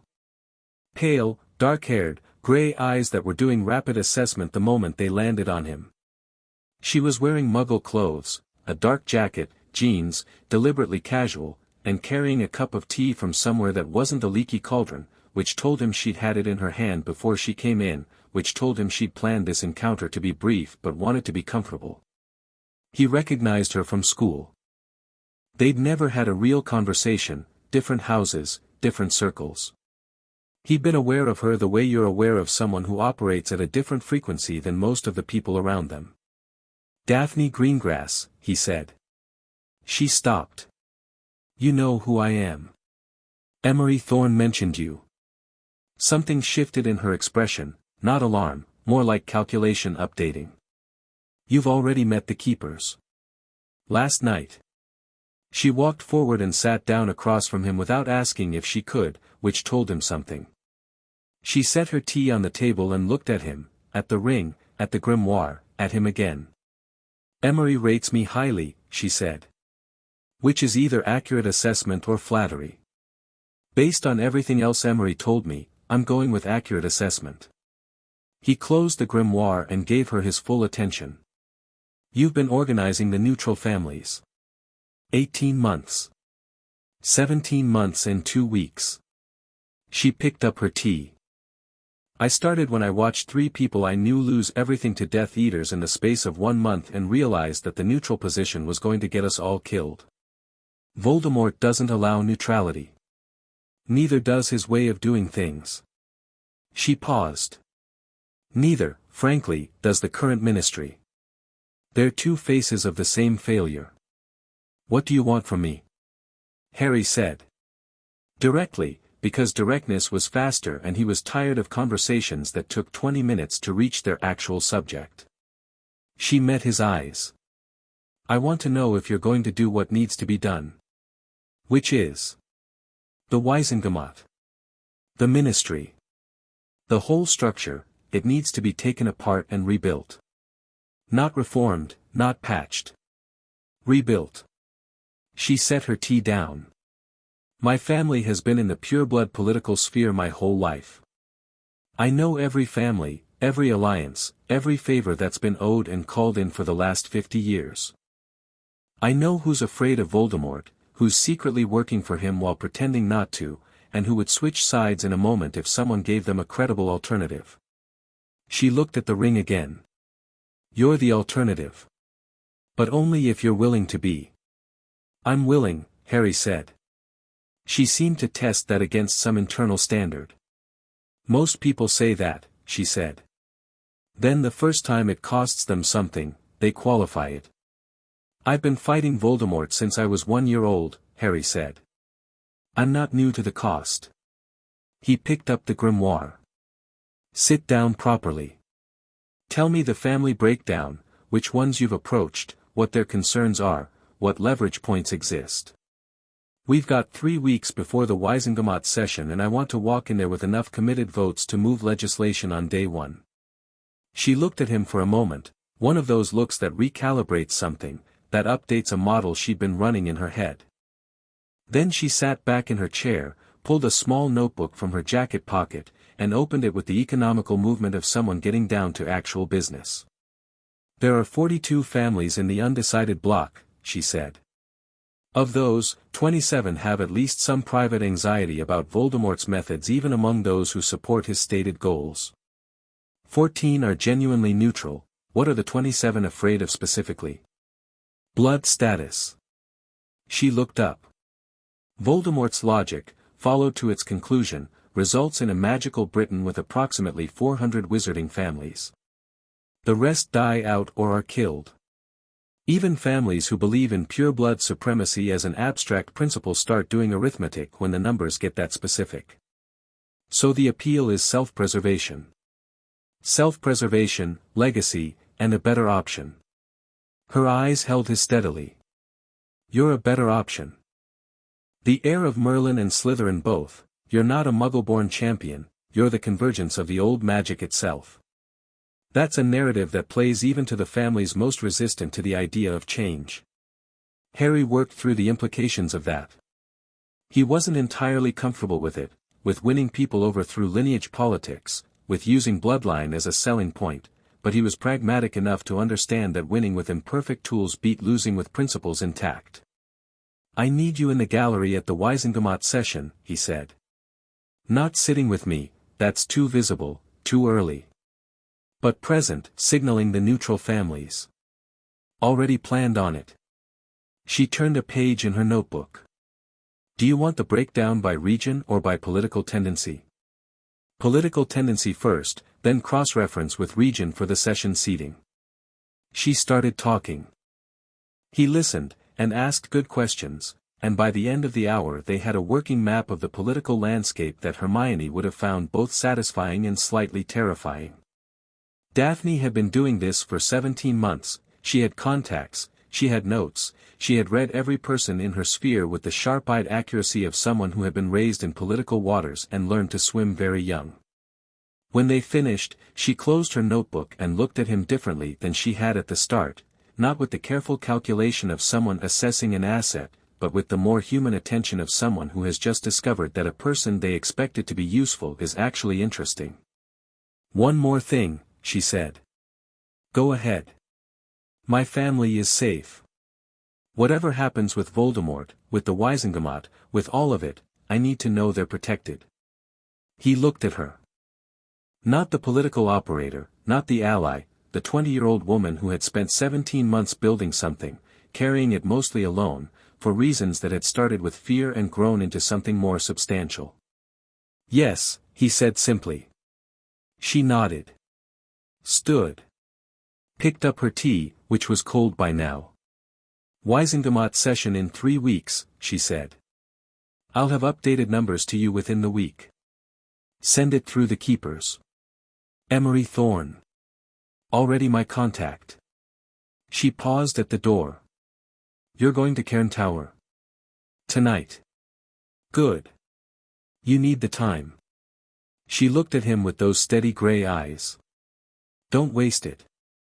She left, and the courtyard was quiet again. He left London that evening. Hermione had spent the day in the Leaky Cauldron's back room, building a legal case from the Gringotts documentation, cross-referencing the foundational charter with current Wizengamot statutes, cataloguing the specific procedural violations committed in the 1692 dissolution vote, constructing what she described with barely contained enthusiasm as the single most airtight legal argument for a throne restoration since the charter was written. She hugged him at the door with the fierce, brief efficiency she reserved for moments she was finding emotionally significant but didn't want to make a scene about. Neville shook his hand. We'll be in Scotland in a week, he said. Hermione's already planning. She's already planned, Harry said, having seen the notebook. Neville smiled, the slow, genuine one. Yeah. We just haven't told her we know yet. Harry laughed, slung his bag over his shoulder, and walked out into the evening. He apparat to the Scottish coordinates from the Gringotts documents and landed on a hillside overlooking a dark loch, with the sound of wind in heather and the smell of real summer, not London summer, which smelled of pavement and possibility, but Highland summer, which smelled of something older. Cairn Tower rose from the slope above the loch, and it was nothing like a weather monitoring station. It was perhaps 40 feet at its tallest, round and dark-stoned, with windows that caught the last light of the sky. The wards came alive as he set foot on the slope, he felt them before they reached him, felt them read the ring, felt the old magic that Merlin had set into stone recognize him with a resonance that vibrated somewhere behind his sternum. The door opened before he reached it. Inside, warmth. Self-sustaining fires. A library on the ground floor, a study above it, sleeping quarters above that, and at the top, an open turret with a view of the loch and the hill and the wide northern sky. The magic of the place settled around him like a hand on a shoulder, familiar, purposeful, his. He put his bag down in the study. Lit a fire with a thought. Set the 6 grimoires on the desk. Outside, the first stars were coming out over the loch. He had 2 weeks. He opened the first grimoire, turned to the beginning, and started to read. Chapter 3, The Throne in Session. The 2 weeks at Cairn Tower went fast and left marks. Harry emerged from them different in the way that intensive work makes you different, not transformed, not rebuilt, but refined. The edges sharper. The foundations deeper. He'd slept 4 or 5 hours a night, eaten whatever the tower's apparently self-stocking kitchen produced, and spent every waking hour either in the library working through the grimoires or in the turret working through what he'd read. Merlin's spellwork was not what anyone had taught him to expect. He'd grown up hearing the name as shorthand for magical supremacy, the greatest wizard who ever lived, end of discussion, monument, legend, closed file. But the grimoires showed something different. Merlin was a theorist who had also been a practitioner, and the combination produced a kind of magic that was less about power and more about understanding, spells that didn't overpower their targets but rather found the path of least resistance in reality and followed it with extraordinary precision. Slytherin's work was the complement to this, where Merlin found paths, Slytherin built structures. His magical theory was architectural, layered, reinforced, designed to last centuries. The combination, working through Harry's newly uncapped inheritance, was something he had no adequate words for. He stopped looking for them after the 3rd day and just worked. Hermione and Neville arrived on day 8, exactly as promised, with 3 trunks between them and the slightly stunned expressions of people encountering Cairn Tower's exterior for the first time. "It's real," Hermione said, standing on the slope and looking up at it. "Did you think I'd made it up?" "I thought there might be," she stopped. "No. I knew you hadn't made it up. She made a gesture that encompassed the tower, the loch, the sky, and approximately 9 centuries of waiting magic. "It's a lot. You get used to it," Harry said. "The kitchen makes excellent scones, for what it's worth." Neville was already looking at the hillside with the professional interest of a herbologist encountering a new environment. "There are plants here I've never seen before," he said. "That one," he pointed at a low-growing silver-leafed plant spreading across a rock face. "That is physically impossible. That's a Mediterranean warmth species. It shouldn't be alive in Scotland in June, let alone thriving." "The wards regulate the microclimate," Harry said. Apparently Merlin had opinions about gardening. Neville crouched down and touched one of the silver leaves with the careful reverence he reserved for things he genuinely loved. "Can I take samples?" "Take whatever you want. It's all mine, apparently."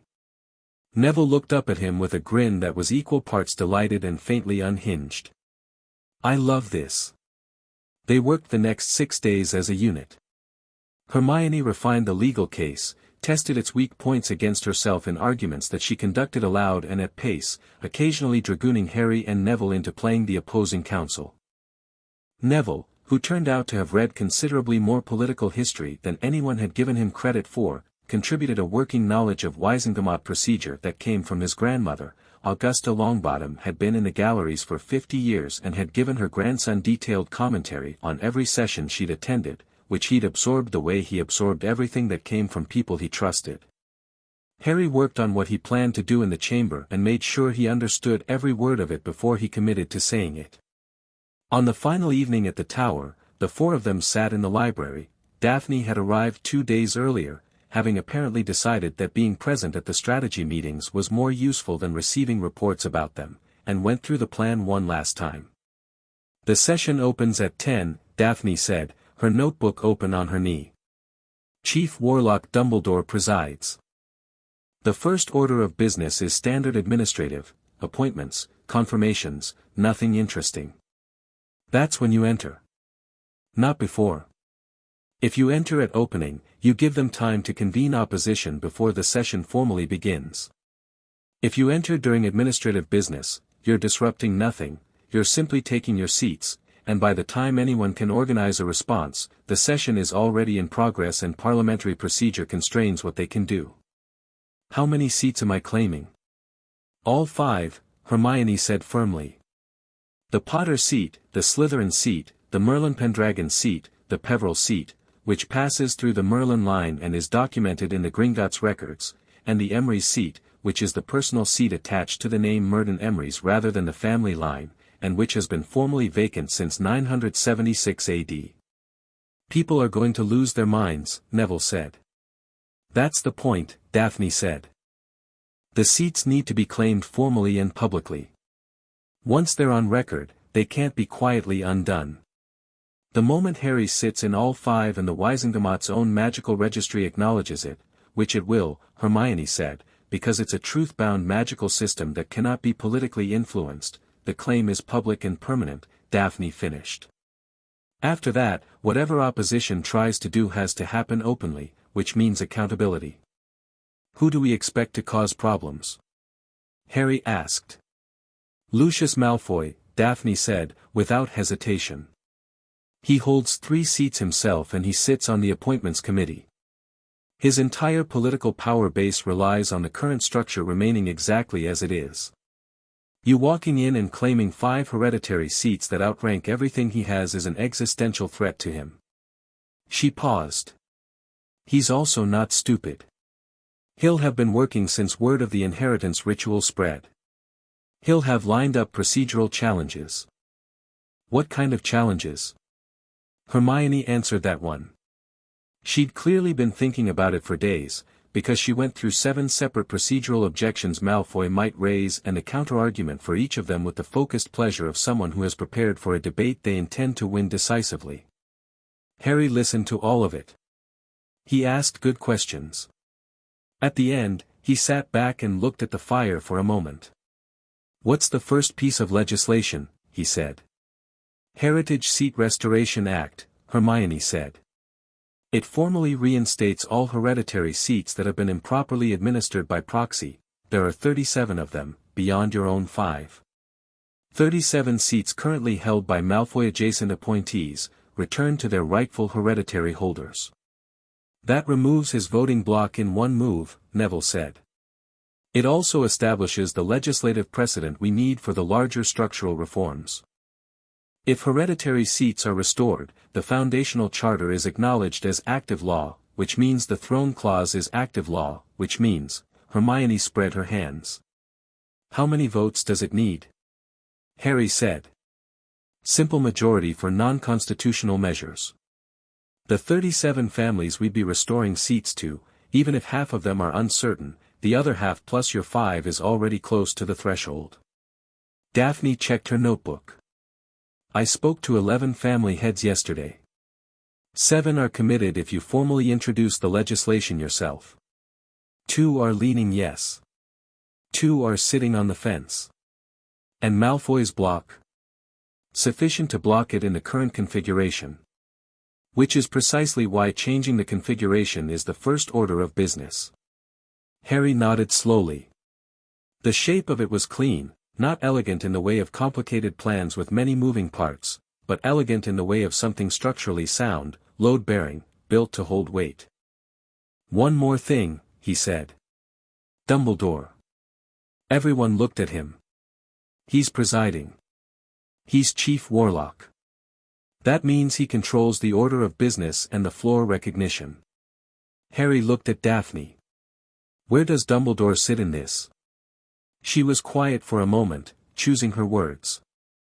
Dumbledore is not Malfoy's ally. He actively dislikes Malfoy and Malfoy actively dislikes him.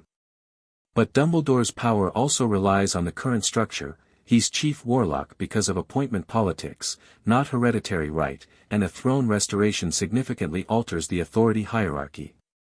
She met Harry's eyes. He might let it happen. He might not. I genuinely don't know. Harry thought about the conversation in the leaky cauldron, the suppression ward, the apology, the complicated thing Dumbledore had said about the keepers. The old wizard's face when he'd looked at the ring. He'll let it happen, Harry said. You sound certain. He told me to trust my judgment. Harry stood, stretched, and the fire threw his shadow long across the library walls. I think that was him telling himself the same thing. The Wizengamot of magical Britain convened in a circular chamber beneath the Ministry of Magic that had been its home since 1692, the same year the throne was dissolved, which Harry doubted was a coincidence. The chamber was built to impress, tiered benches rising around a central floor, the upper tier accessible only to the chief warlock and the senior administrative staff, the lower tiers arranged by seat precedence with the most ancient seats nearest the floor. The ceiling was enchanted to show the sky above London, which on this particular morning was appropriately dramatic, grey cloud with edges of silver where the sun was trying. Harry arrived at 10:05. He was wearing black, not robes, not formal Wizengamot robes, just good black trousers and a jacket that Daphne had sent him the previous day with a note that said "Wear this, it matters more than you think." The ring of convergence was on his right hand, the documentation case under his left arm. The bronze wand was in his left sleeve. The holly wand was in his right. Neville walked in with him, also in black, with the solid unhurried presence of someone who belongs exactly where they are. Hermione was already in the public gallery, seated in the third row with the leather case of backup documentation and the focused expression of someone who has studied for the most important exam of their life and is ready for every question. Daphne was 3 seats along from Hermione, in dove grey, looking like she'd come to watch and had no particular agenda. She was making quiet conversation with the woman next to her, who Harry recognized from Emery's intelligence files as the head of the Knott family's legal branch, and she did not look at Harry when he entered, which was exactly right. The chamber was in the middle of administrative business, a minor appointment confirmation, 2 ministry representatives droning through the relevant paperwork at the central floor. About 60 witches and wizards occupied the tiered benches, in their formal robes, in the well-established rhythm of a routine session. The rhythm broke the moment Harry stepped through the floor-level entrance. It wasn't dramatic at first, just the natural pause that happens when someone enters a room and several people notice at once, the murmur propagating outward through the tiers like a ripple in water. Then the ripple reached the people who'd heard about the Gringotts ritual, and the murmur became something more substantive, and by the time Harry and Neville were halfway to the floor, the administrative business had essentially stopped, because the 2 representatives had followed everyone else's eyes and were now staring along with the rest of the room. Harry didn't look at the gallery. He didn't look at the faces turning toward him. He walked straight to the central floor, set the documentation case on the speaker's podium that stood there, and looked up at Albus Dumbledore on the upper tier. Dumbledore was watching him. The half-moon spectacles caught the light from the enchanted ceiling. His expression was the particular stillness of a man who has been expecting something and has just seen it arrive. Harry held his gaze for a moment, then looked out at the chamber. "I'm Harry Potter," he said, clearly and simply, because the chamber had gone quiet enough that he didn't need projection magic. "I hold documented claim to 5 hereditary seats in this body. I'm here to take them." He opened the documentation case and placed the 5 notarized Gringotts documents on the podium, the Potter seat record, the Slytherin seat record, the Merlin-Pendragon record, the Peverell record, and the Emery's record. "I request formal registration by the Chamber's magical registry." He said it like it was entirely ordinary. Like he was checking into a hotel. The magical registry, a large enchanted ledger that sat on its own stand to the right of the floor, permanently open, bound in old magic that updated automatically with the verifiable truth of whatever was presented to it, flared with a soft golden light. Harry placed the first document on it. The ledger read it, the light pulsed, and a new entry appeared on the open page in the registry's characteristic silver ink: Harry James Potter, Potter seat, hereditary, confirmed. He placed the second document. The light pulsed. Harry James Potter, Slytherin seat, hereditary, confirmed. Third, Harry James Potter, Merlin-Pendragon seat, hereditary, confirmed. There was an audible sound from somewhere in the upper tiers, not a shout, but the involuntary noise a person makes when something hits them in the chest. Fourth, Harry James Potter, Peverell seat, hereditary, confirmed. Fifth document. The chamber had gone so quiet Harry could hear the scratch of the registry's self-updating quill. Harry James Potter, Emery's seat, hereditary, confirmed. Note, this seat has been vacant since 976 AD. Registry notes the extraordinary duration with appropriate solemnity.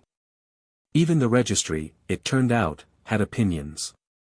The chamber erupted.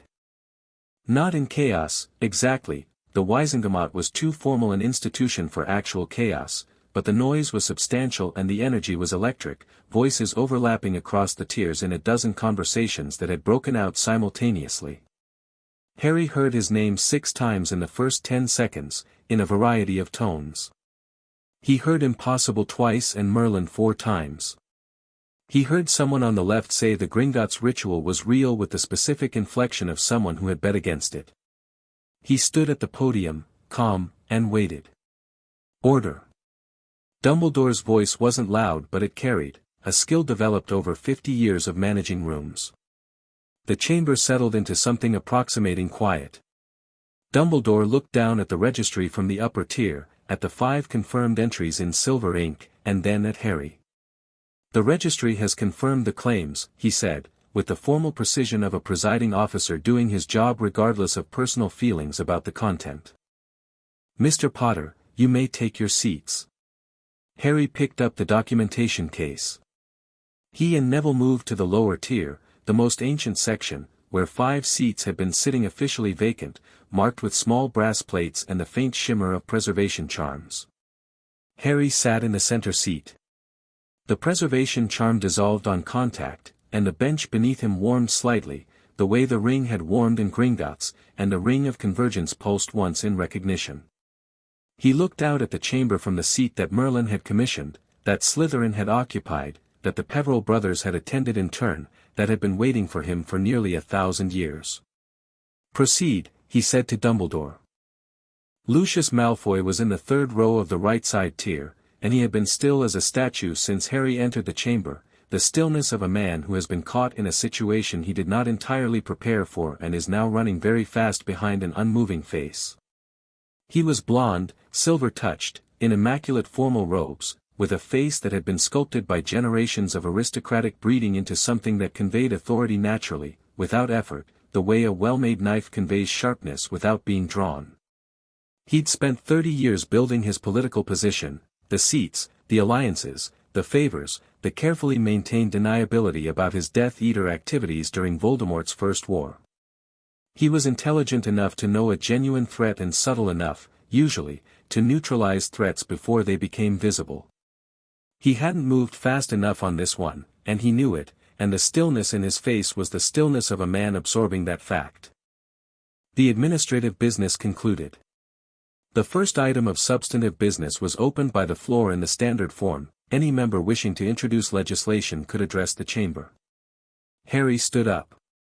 He didn't ask for recognition. He stood up from the Emery seat, the oldest, most central of his 5, and the room gave him the floor by instinct, the way a room gives the floor to something that carries the ambient authority of 9 centuries of waiting. I'd like to introduce the Heritage Seat Restoration Act, he said. The documentation is with the registry.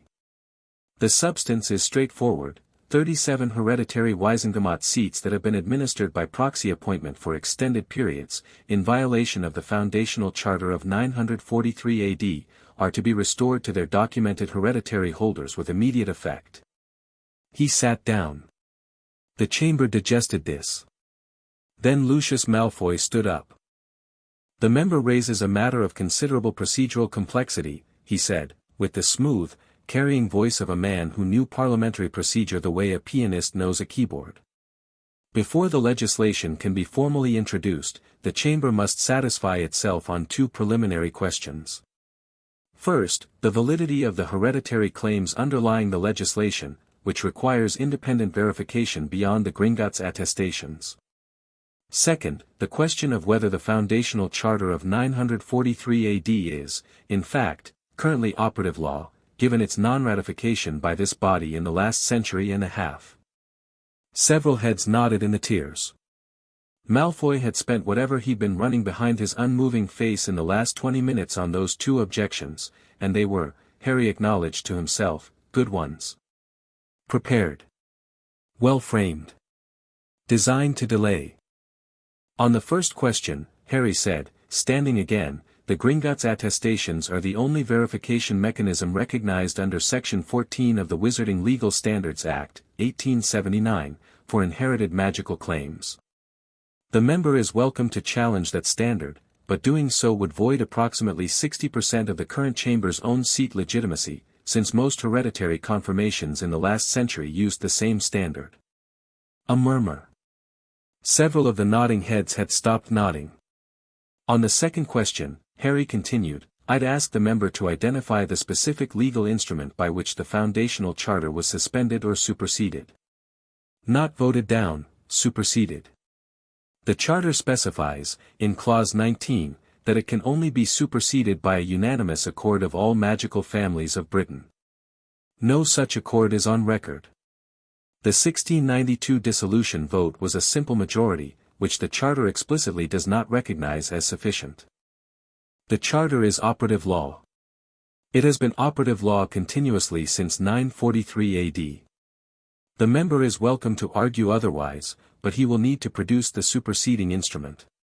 He looked across at Malfoy. Malfoy was still standing. His expression had undergone a very slight adjustment, the absolute stillness replaced by something that required slightly more active maintenance. The member is offering a novel legal interpretation. Ragnok of Gringotts is prepared to testify before this chamber that the foundational charter's continuous legal operation is the position of an institution that has been administering trusts under it for 932 years, Harry said. I'd describe that as less novel and more overdue. Someone in the left tier laughed, a short, surprised sound that was immediately suppressed, but there nonetheless. Dumbledore had both hands on the arms of his presiding chair and the expression of a man watching something happen that he has simultaneously anticipated and underestimated. The heritage seat legislation is properly introduced, he said, formally. It will be received by the registry for reading. Malfoy sat down. The movement was controlled, perfectly so. Lucius Malfoy had been managing his visible responses under pressure his entire adult life, but it was a sitting down that meant I am reassessing, and Harry watched it happen without expression. He had 3 more pieces of legislation queued. He introduced them over the next 40 minutes. The second was the Death Eater Accountability Act, a short, clean piece of legislation that formally removed the distinction between confessed and merely suspected Death Eaters in terms of Wizengamot membership eligibility, and required any member with a dark mark to declare it for the registry. The magical registry, being truth-bound, would do the rest. The chamber's reaction to that one was different, more careful, more personal, a quality of attention that was almost physical. Eyes moved across the room with the quick, assessing energy of people wondering about their neighbors. Lucius Malfoy's hands, visible on the arms of his bench, did not move.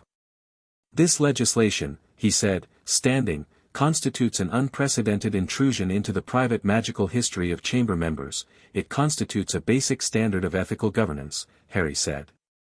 He wasn't aggressive, wasn't heated, just clear and precise. The dark mark is a magical contract, not a private history. It is an active binding to a terrorist organization that has killed several hundred British wizards. The register of this chamber should reflect that fact. If the member objects to the principle, I invite him to explain why. The silence this time had a different quality. It was the silence of people who understand what's being said between the lines, and who are waiting to see which side of an unspoken line the people around them will land on. Malfoy sat down again. His face was completely composed. He was watching Harry with the careful, level attention of a man who has decided to change his approach entirely and is calculating what the new approach should be. The third piece of legislation, Ministry Oversight Reforms, establishing an independent audit of ministry appointments, passed through introduction without objection, which told Harry more about the room's current state than any individual speech had. The fourth was the hardest. He stood up for it slowly, and the chamber, which had been in a state of elevated alertness for an hour, went very quiet. The final item for introduction today, Harry said, is a motion to formally acknowledge the legal status of the Foundational Charter of 943 AD and its implications for British magical governance. He paused. Including the question of the throne. The word dropped into the room like a stone into water. The Foundational Charter establishes a hereditary monarchy as the governing authority of magical Britain, Harry said, keeping his voice level. The throne was not legally dissolved in 1692.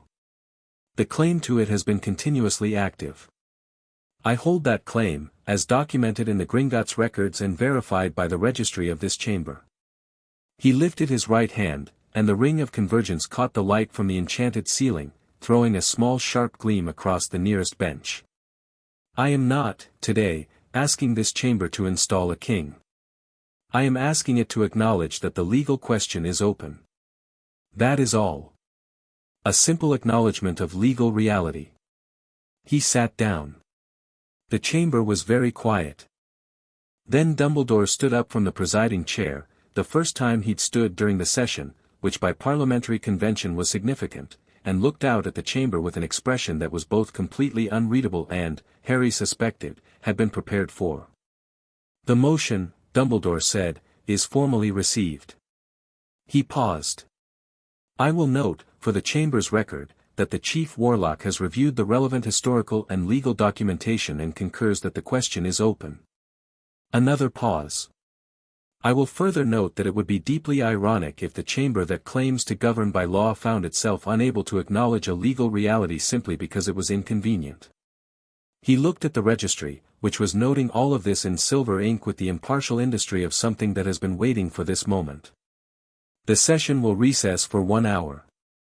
The atrium outside the chamber during the recess was a specific kind of busy, the business of people who have been sitting politely in a formal setting and are now very rapidly discussing what they actually think.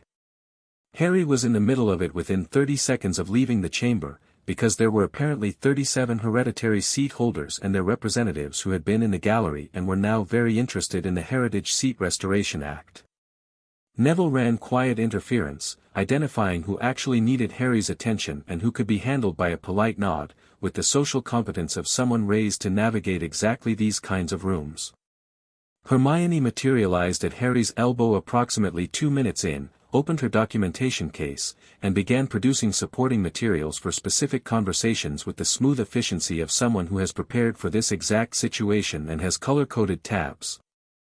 Harry talked to 7 family representatives in 40 minutes. He was direct with all of them, no flattery, no political softening, and what he found was that directness in this context, in a building that had run on carefully managed indirection for a century and a half, had the quality of cold water in a warm room. People blinked, recalibrated, and then committed with more speed than they would have to something more diplomatic.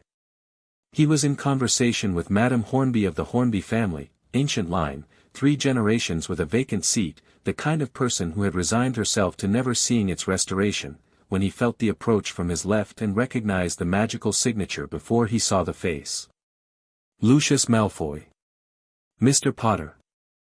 Malfoy's voice in person was smoother than it was in the chamber, designed for proximity rather than projection. Up close, the aristocratic authority was more carefully assembled, the way something up close looks constructed in a way it doesn't from a distance. A word. Harry looked at Madame Hornby. Excuse me for a moment. Then he turned to Malfoy, and stood easily, with no particular tension, and waited. Malfoy was smiling. It was the smile of a man who has decided that a direct confrontation is not the right tool and has selected a different one. You've made quite an entrance, he said. The seats were there to take, Harry said. Indeed. Malfoy glanced at the ring. Looked away with the practiced disinterest of someone making a deliberate show of disinterest. I wonder if I might offer a perspective that you may find useful, given your relative newness to this particular arena. Go ahead. The chamber is an institution, Malfoy said, with the patient reasonableness of someone delivering a tutorial. Institutions have histories. Relationships. Obligations that have been built over years, sometimes decades, and which operate by principles that are not always visible in the formal record. He tilted his head slightly. The legislation you've introduced today is technically admissible. It is also, in practical terms, quite radical. Radical change, in institutions of this kind, tends to create instability. Instability tends to harm people who have the least protection against it. Harry looked at him. Is that a threat dressed as a concern, or a concern dressed as a threat? I'm genuinely not sure. Malfoy blinked. Just once, just briefly. Neither, he said smoothly. It's an observation. Then here's mine. Harry kept his voice pleasant. The Death Eater Accountability Act has a truth-bound registry component. When it passes, and it will pass, anyone in that chamber with a dark mark will need to either declare it or be identified by the registry during the formal roll call. He held Malfoy's gaze. The registry doesn't accept alternatives, I'm told. It's one of those institutions with principles not always visible in the formal record. Malfoy held his expression for 3 full seconds, the full force of 30 years of practiced composure, and then something shifted behind it. Not fear, not precisely. More like the recognition, cold and clear, that the variables have changed and the old calculations no longer produce reliable results. I see, he said. I think you do, Harry said. I'm not interested in personal vendettas, Mr. Malfoy. I'm interested in a functional magical government that doesn't get people killed. If your interests align with that at any point, I'm open to conversation. He paused. But I won't be negotiating away the legislation. He went back to Madame Hornby. Behind him, he felt Malfoy stand still for a moment, then move away in the direction of 3 other Wizengamot members whose body language shifted as he approached them. The calculation had changed. The new calculation was in progress. Harry was fine with that. The second half of the session lasted 2 hours, and by the end of it, the Heritage Seat Restoration Act had its first reading registered with 12 committed votes beyond Harry's 5, the Death Eater Accountability Act had 9, and the Ministry Oversight Reforms had 17. It wasn't a majority yet on any of them.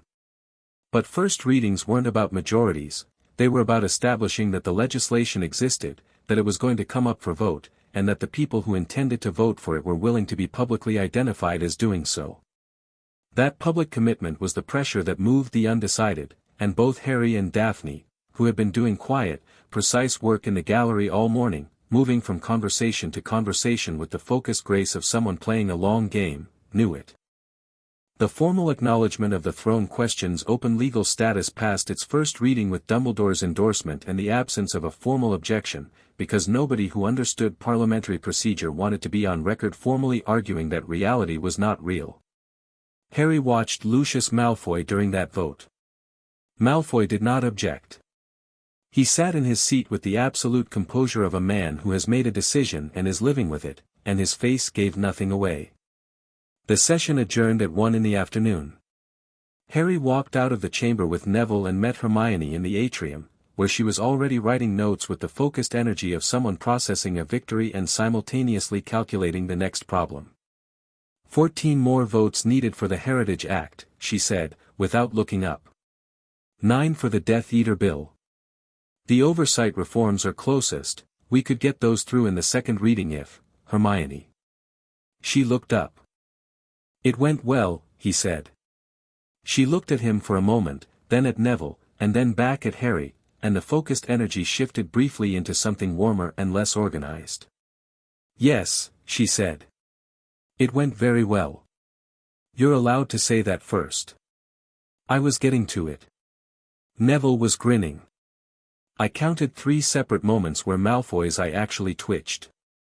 3. I was watching specifically. He's not going to stop, Daphne said, appearing from somewhere to Harry's right. She looked composed, but there was an energy in her eyes that hadn't been there this morning, the energy of someone who has been running at full capacity for hours and found it deeply satisfying. Today he was caught off balance. He'll be prepared for the second session. The Death Eater Bill specifically, he has too much to lose on that one. Whatever he does next, it won't be in a chamber. Harry looked at her. What will it be? She met his eyes. He'll go to Voldemort.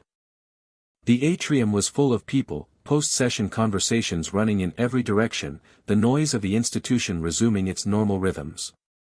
Through it, the implications of that sentence moved quietly. "How long do we have?" Harry said. "A week," Daphne said. "Maybe 10 days. He'll want to move before the second reading." She paused. "And Voldemort won't come himself, not yet. He'll send a message first, something violent and visible, designed to establish that there are consequences to what you're doing." Harry nodded slowly. "Hogsmeade," he said. She frowned. "What about it?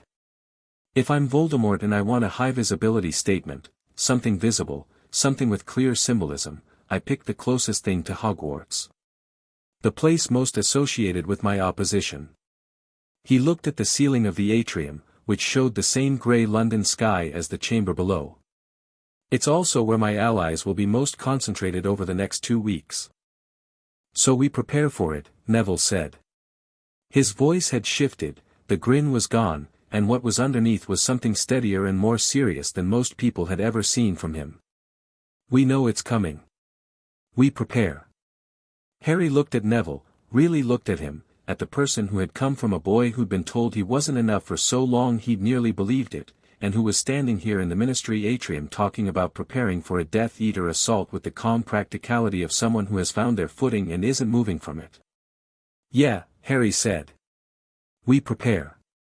He looked back at the chamber entrance, the old stone arch, the enchanted registry inside, the 5 seats with their preservation charms dissolved, the silver ink of 5 confirmed claims on the most ancient roll of magical Britain.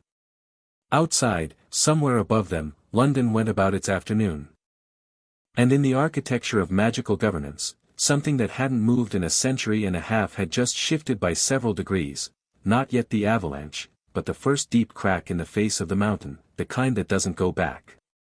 He found Ragnok's message waiting at Cairn Tower when he returned that evening. It was brief. Goblins did not traffic in unnecessary words. The session records have been transmitted to the International Confederation of Wizards. 13 foreign ministries have requested formal confirmation of the claim. You should know, Voldemort's people made inquiries at Gringotts this afternoon about the extent of the Merlin-Slytherin inheritance. We told them nothing. But they were asking specifically about the tower. Secure your perimeter. Our Harry looked at the message for a moment, then set it on the desk and went up to the turret. The lock was dark below, the hills black against a sky that was just holding on to the last grey light of the long northern evening. The tower's wards hummed around him, old, deep, Merlin's own architecture, and he could feel every layer of them now with the easy clarity of someone reading a familiar text. Nothing was breached. Nothing was coming, not yet. But soon. He stayed in the turret for a while, feeling the wards, feeling the ley line running south toward London, feeling the ring of convergence warm and steady on his hand, feeling the scope of what was in motion, the Wisengamot, the keepers, the neutral families, the legal arguments building like a structure, brick on brick. Everything moving at once, all of it connected, all of it pointed at the same thing. The wind came off the lock and smelled of cold water and heather and the particular wildness of a landscape that had been here since before any of this had names. He went back inside and wrote 3 letters, one to Callista Vane about reinforcing the tower's secondary wards, one to Marcus O'Say about tactical preparation for a potential assault on Hogsmeade, and one to Hermione, which said, "You were right about the procedural vulnerabilities. Come back to the tower tomorrow. Bring the second sub-volume of the Charter Research. Also bring Neville, he's going to need to know the Hogsmeade defense layout." He sealed them, sent them with the tower's own owl, a large, white, ancient bird that had apparently been part of the property and was deeply unimpressed by the 900-year wait, and then went to bed and slept better than he had in years. Chapter 4, Blood and Fire. The attack came on a Thursday. Harry knew it was coming before it came, not through prophecy or premonition, but through the simple application of paying attention. Marcus O'Say had spent 4 days running intelligence through the Keeper's network, and what came back had a pattern: Death Eater movement in the north, small groups assembling in a way that wasn't random, that had the purposeful convergence of something coordinated. A safe house in Inverness went dark. 3 known Death Eater-adjacent individuals dropped off tracking in the 48 hours before. Emery Thorne sent a message at 6 in the morning on the day itself, just 3 words, tonight. Hogsmeade. Confirmed. Harry was already dressed when it arrived. He spent the morning deploying what they had. Neville had mapped Hogsmeade's physical layout with the methodical accuracy of someone who had walked every street of the village over 6 years of Hogsmeade weekends and committed them to memory without particularly trying. It turned out that people who pay attention to plants also pay attention to terrain, and Neville's mental map of Hogsmeade was better than anything the Ministry had on file. Harry and Marcus worked from it, setting positions, identifying choke points, establishing communication lines. The question of who to involve was the first real complication. The Auror office was compromised at 2 levels that Emery had confirmed. Going through official channels risked warning Voldemort's people in time for them to abort or adjust. The Order of the Phoenix was a potential asset, but Harry wasn't certain of its current membership or cohesion, and more critically, involving Dumbledore's organization meant involving Dumbledore's command structure, and Harry had already had one conversation about his approach that he didn't want to repeat in the field. He sent Dumbledore a message anyway. Not a request, an information transfer. Death Eater assault on Hogsmeade tonight. I'm handling it. If you want your people in the field, have them take the eastern approach and hold the perimeter. Don't send them in unless I ask. Dumbledore's reply came within 20 minutes, understood. Be careful. And then, below that, in slightly different ink, the way the addendum had appeared on the Gringotts letter, I will be in the eastern perimeter personally. In case. Harry folded the parchment and put it in his pocket. He didn't mind that. Having Dumbledore on a perimeter was having one of the most powerful wizards alive as a backstop, and Harry was pragmatic enough to take competent backup wherever it was offered. The harder conversation was Hermione. She wanted to be in the field. She had always wanted to be in the field, and she was good in the field, better than most people who'd been in actual combat situations, because she prepared obsessively and adapted quickly, and her magic under pressure was precise rather than desperate.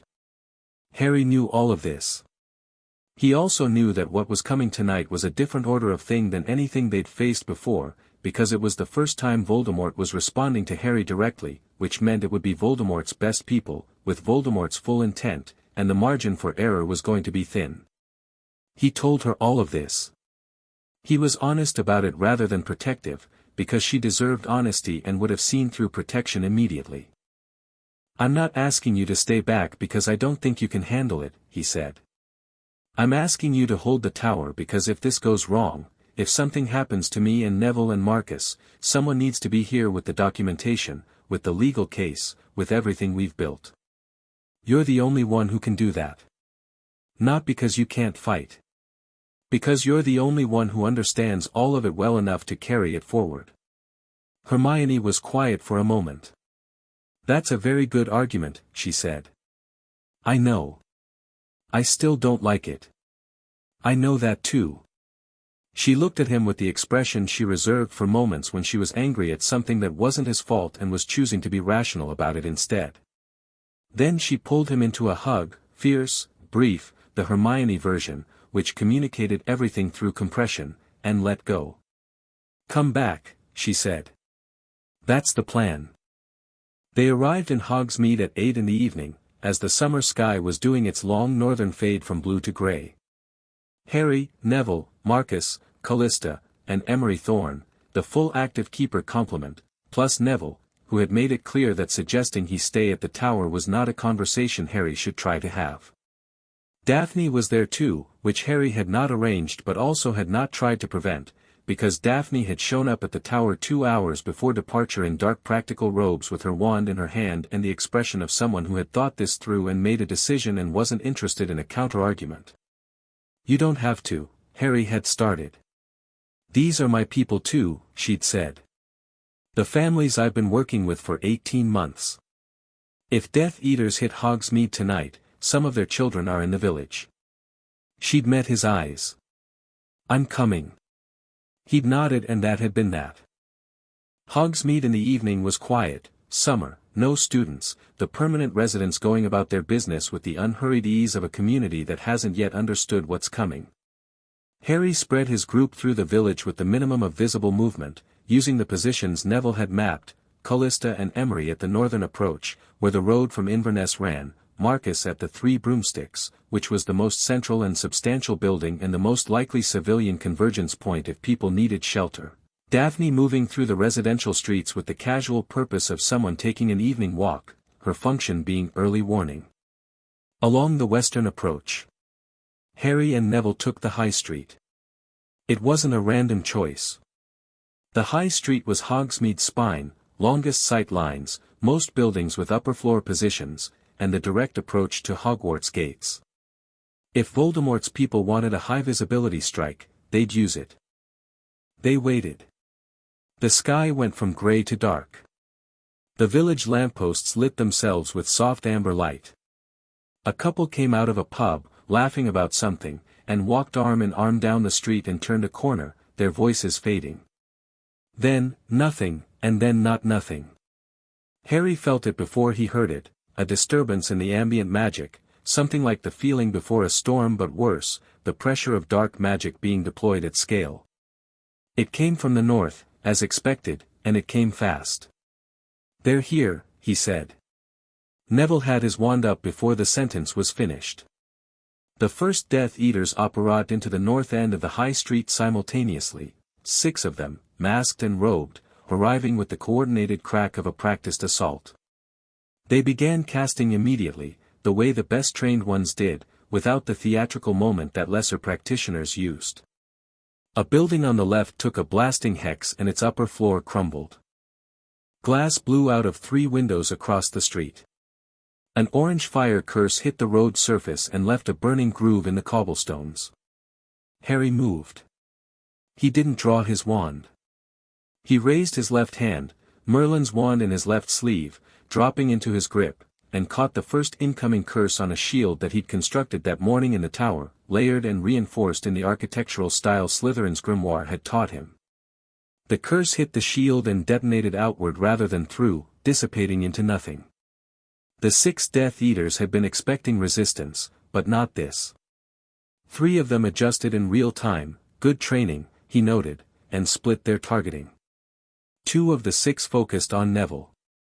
They would have been better served focusing on someone else. Neville was already moving, low and fast along the left side of the street, using the doorways the way someone does when they've walked this exact street in their head 60 times in the past 4 days and know precisely where every shadow falls. He hit the 2 who targeted him with a combination that Harry had last seen performed by an expert duelist in a demonstration, a feint followed by a full-body bind that took both of them off their feet simultaneously, and he was already behind cover before they landed. Harry turned his attention to the remaining 4. He cast 3 spells in sequence, not curses, not particularly dramatic spells, but cast them with the precision and power of a full, uncapped magical inheritance, and the effect was that 3 of the 4 Death Eaters experienced the magical equivalent of being hit by a falling wall, each one a separate and specific thing, the first bound and unable to move, the second disarmed and disorientated with a combination that left him genuinely confused about which way was up, the third held in a stasis field that Harry had adapted from Merlin's grimoire that morning and was quietly satisfied to see work exactly as theorized.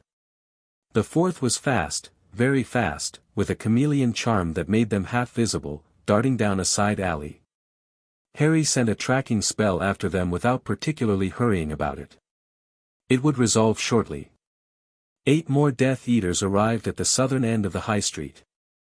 This was the second wave, and it was heavier. Among them, Harry recognized the magical signatures of people he'd encountered before. Dolohov was one of them, which told him the operational level had escalated from harassment to intent. He heard Callista's voice from the north, a sharp crack and then a controlled burst of light that meant she was holding the northern approach, which was good, which meant Emery was keeping communication lines intact, which meant Marcus had the 3 broomsticks, and he filed all of that and turned to the 8. Dolohov had his wand up and was already mid-cast, and the curse he was casting was the slashing hex that had injured Hermione in the Department of Mysteries. Harry knew the incantation the way you know the sound of a thing that has hurt someone you love. He deflected it with Merlin's wand and felt the deflection as clean and absolute as a door closing. The curse went wide. Dolahov's eyes, visible above the mask, narrowed. "Potter," Dolahov said, with the recognition of someone identifying a specific problem.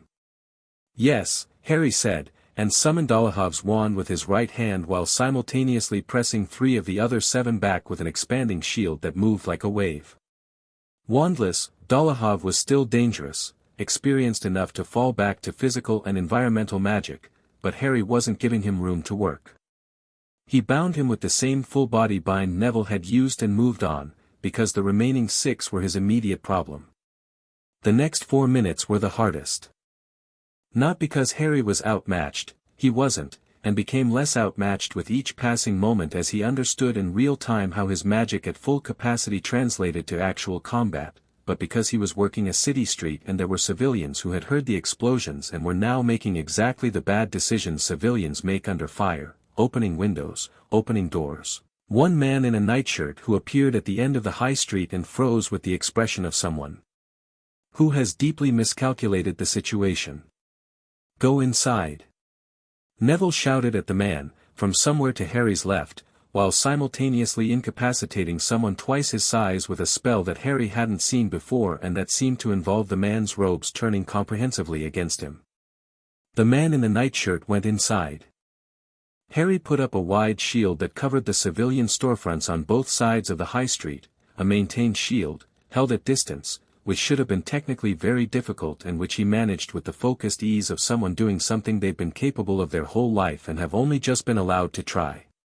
His attention split, maintaining the shield with his left hand and working through the remaining Death Eaters with his right, and the split attention was clean, the 2 tracks running in parallel without interference.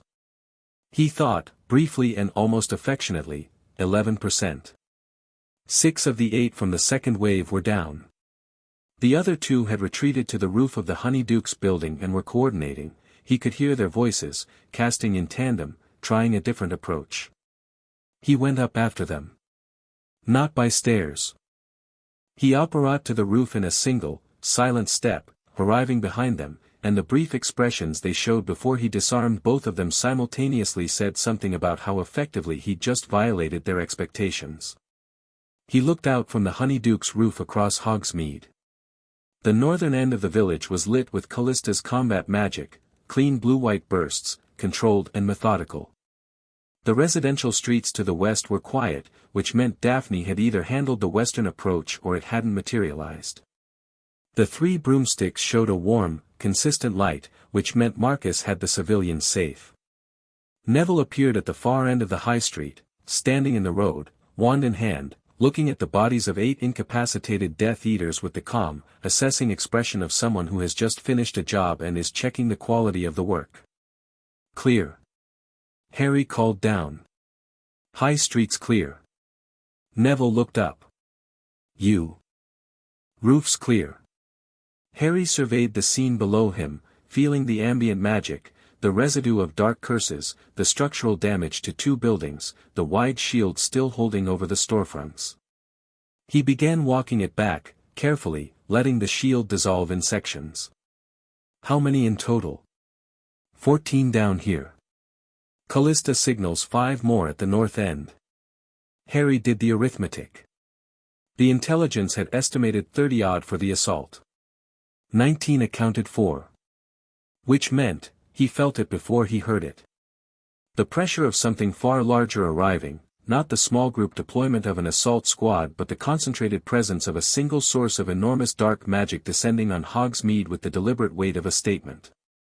The air changed. Temperature dropped 3 degrees in approximately 2 seconds. The lampposts flickered. Harry stepped off the Honeydukes roof and landed on the high street cobblestones with the faint sound of impact, and the ring of convergence went so hot on his hand he could feel it through the material of his jacket. At the far end of the street, where the road from the north entered Hogsmeade, a figure appeared. Not Voldemort, Harry could tell by the signature, which was enormous and dark but not that dark. But close to it. Fenrir Greyback was not a Death Eater in the conventional sense and he wasn't wearing a mask. He never wore a mask, because he wanted to be recognized, because the recognition was part of the point. He was large and gray-haired and moved with the physical ease of something that has resolved the question of what it is and is entirely comfortable with the answer. Behind him, 8 more figures. Not Voldemort's inner circle, still assault level, but heavier, older, more experienced than the first 2 waves. Greyback looked at the high street. At the 19 incapacitated Death Eaters. At Harry standing in the middle of it with both wands loose in his hands and the ring blazing on his finger. Well, Greyback said, with the particular tone of someone recalibrating their expectations mid-arrival. Didn't expect to find this. Greyback, Harry said. Potter. Greyback tilted his head.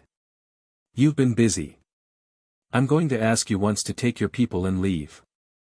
Greyback smiled with all his teeth. Are you? I am.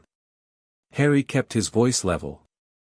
Not because I'm afraid of what happens if you don't, I want to be clear about that. Because I'd prefer to spend the next 20 minutes doing something else. The smile stayed. Greyback spread his hands in a gesture that was almost pleasant, which was its own kind of threat. Dark Lord sends his regards, he said. Says to tell you the throne you're claiming doesn't belong to you. Says to tell you that what you are is. The rest of it Harry didn't hear, because Greyback moved at the end of the sentence, used the speech as cover, the way experienced fighters use talking as a distraction, dropped low and fast and was across the space between them in under a second. Harry was already moving. He had moved, actually, 2 words into the message, because he'd heard the shift in Greyback's breathing and the change in his weight distribution. Neville had given him a book on nonverbal combat cues over the winter that had seemed excessively paranoid at the time and now seemed prescient, and he was aside of the initial charge before it landed. Greyback's momentum carried him 3 steps further than intended. He pulled up, turned, and his expression had changed, less theatrical, more focused. The smile was gone. In its place was the face of something genuinely dangerous doing a genuine assessment. The 8 behind him fanned out across the street. Neville came out of a doorway on the left, not running, walking, with the measured pace of someone who has already chosen their angle, and hit the 2 leftmost figures with simultaneous stunning spells before they'd fully tracked his position. He went down low behind a parked cart and was working on the next 2 before the first pair had hit the ground. Harry took Greyback. It was difficult, in a way the previous engagement hadn't been. Greyback was not a technical duelist.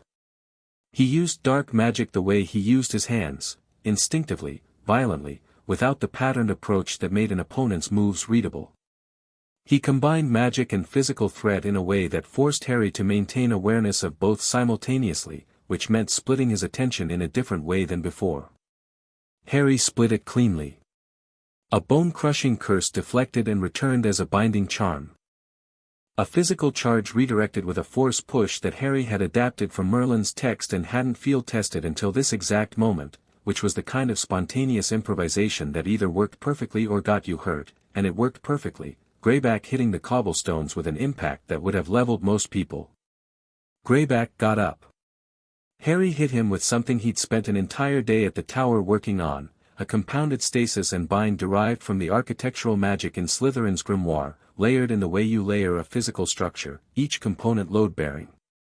It was, for the purposes of magic that was intended to incapacitate rather than harm, possibly the most effective thing he'd ever cast. Greyback stopped moving with an expression of genuine surprise, which Harry suspected was a relatively rare expression on his face. The remaining 6 figures from the 3rd wave lasted approximately 4 minutes against Harry, Neville, and Daphne, who had appeared at the south end of the street with the calm precision of someone who had been waiting for the right moment and had now found it, and Marcus, who came from the direction of the 3 broomsticks with the unhurried confidence of a man who has been in worse situations than this and survived them all. When it was over, 27 Death Eaters and 1 werewolf were incapacitated or bound on the Hogsmeade High Street. Nobody had died. Harry had been deliberate about that, not because he was constrained by it, but because the narrative mattered, and the narrative of a king who could destroy and chose not to was worth more than the alternative. The street was damaged, several storefronts, 2 buildings, the cobblestones in 3 places. One lamppost was down. There was a smell of dark magic residue that would take careful cleaning, and one of the residents' cats was sitting on a windowsill looking at the scene with the philosophical detachment that only cats achieve. Harry stood in the middle of the high street and felt the ring of convergence cooling back to its normal warmth and the ambient magic of the night settling around him like a room after a window is closed. Neville came to stand beside him. He had a cut on his left forearm, not serious, just a surface graze from some debris, and the particular quality of stillness that combat leaves in people who are genuinely suited to it. That was Voldemort's best assault group, Neville said. Not a question. Not his best, Harry said. His best are in the inner circle and he won't deploy them on an opening move. But yes, that was a serious force. He looked at the 28 bound figures. He'll know within the hour how it went. And then he stops laughing about the inheritance ritual. Harry looked at the Hogwarts gates, visible at the end of the road, the iron, the stone, the towers behind them catching the last of the night sky. And then we find out what he actually does when he's threatened. Callista appeared from the north approach, with a small cut on her cheek that she was ignoring with the total indifference of someone for whom minor combat injuries are not interesting. The northern group is secured, she said, professionally. 5 captured, none escaped. I can confirm all 5 are registered Death Eaters. She looked at the street. Aurors will need to be called. Uncorrupted ones, Daphne said. She was standing to Harry's right, wand in hand, her dark jacket dusty but otherwise intact. She looked at Harry. Shacklebolt's division. He's been clean throughout. Call Kingsley, Harry said to Callista. Tell him we have 28 for processing and I'd like it done quietly. He paused. And tell him the Heritage Seat Restoration Act is going to need his support in the second session. Callista looked at him with the amber-eyed assessment she'd been aiming at him since their first meeting. You're using this as political leverage. 28 captured Death Eaters and 0 casualties on our side, Harry said. Yes. That's leverage. It would be wasteful not to use it. He pocketed Merlin's wand. Also it's true, Kingsley is a good person who's been working inside a compromised institution. He deserves a better one. Callista made the almost smile. Ragnok was right about you, she said. What did Ragnok say? That you were either remarkably self-possessed or adapting very well to shock. She looked at the street, at the 28 bound figures, at the damaged buildings. This is not adaptation to shock. Dumbledore arrived 20 minutes later, from the eastern perimeter as promised, alone and on foot. He surveyed the scene in the methodical way of someone who has seen combat magic before and is assessing its specifics, the burn patterns, the structural damage, the placement of the incapacitated, and then he looked at Harry. All 28 were incapacitated non-lethally, Harry said, before Dumbledore could speak. Dumbledore was quiet for a moment. I heard the combat from the perimeter, he said. I was prepared to come in. I know. Thank you for holding the line. The magic you were using, Dumbledore paused. Harry had heard that pause before, but not quite like this. It was the pause of someone who has been the most powerful person in every room they've ever been in and has just encountered something that doesn't fit that frame. Some of it I didn't recognize. Merlin's grimoires. I've been working through them for 2 weeks. Dumbledore looked at him, and there it was again, that expression, the one that was somewhere between pride and relief and the complicated reckoning of a man confronting the gap between what he'd allowed and what had existed. I should not have suppressed it, he said quietly. I knew it then. I did it anyway. I know. And now? Harry looked at the ring of convergence, which had settled back to its deep steady green in the dark. Now we're here, he said. That's what matters. Dumbledore looked at him for a long moment. Something in the old wizard's bearing had shifted over the past 2 weeks, the habitual authority was still there, because it was so fundamental to the man that it would outlast everything, but the assumption beneath it, the comfortable assumption of being the necessary center, the indispensable guide, had changed. He looked, not lesser, but adjusted. More accurately positioned. "What do you need from me?" Dumbledore said. And the fact that he asked it that way, not "what can I do" with its implication of offering help from a position of superiority, but "what do you need," told Harry that something real had shifted. "The second Wisengamot session is in a week," Harry said. "I need the votes we discussed. I need your network working on the undecided families between now and then." He paused. "And I need you to second the Death Eater Accountability Act when it comes to the floor." Dumbledore's eyebrows rose very slightly. "That will create considerable personal difficulty for, yes," Harry said. "That's the point." The old wizard was quiet for a moment. Then, "Seconded," he said, with the clean finality of someone who has made a decision and means it. Kingsley Shacklebolt arrived at midnight with a team of 6 Aurors who had been personally vetted by Shacklebolt himself over the past 3 years and whose loyalty was not in question. He was tall, dark, and carried the same quality of unhurried competence as Marcus, people who'd been in real situations and had stopped needing to perform readiness because readiness had become simply what they were. He looked at the 28 bound figures. He looked at Harry. "How?" he said. "Just that. Better magic," Harry said. "Better preparation. Better people." He nodded at Neville, who nodded back. Kingsley processed the high street for a moment, the totality of it, the scale, the complete absence of fatalities on either side. "The Ministry's going to want a full briefing. The Ministry can have one. Through you." Harry looked at him steadily. "Not through thickness, not through the Appointments Committee, and absolutely not through anyone on this list." He handed Kingsley a folded piece of paper, Emery's work, that confirmed Ministry contacts with Death Eater connections. "This needs to be handled carefully." Kingsley unfolded it.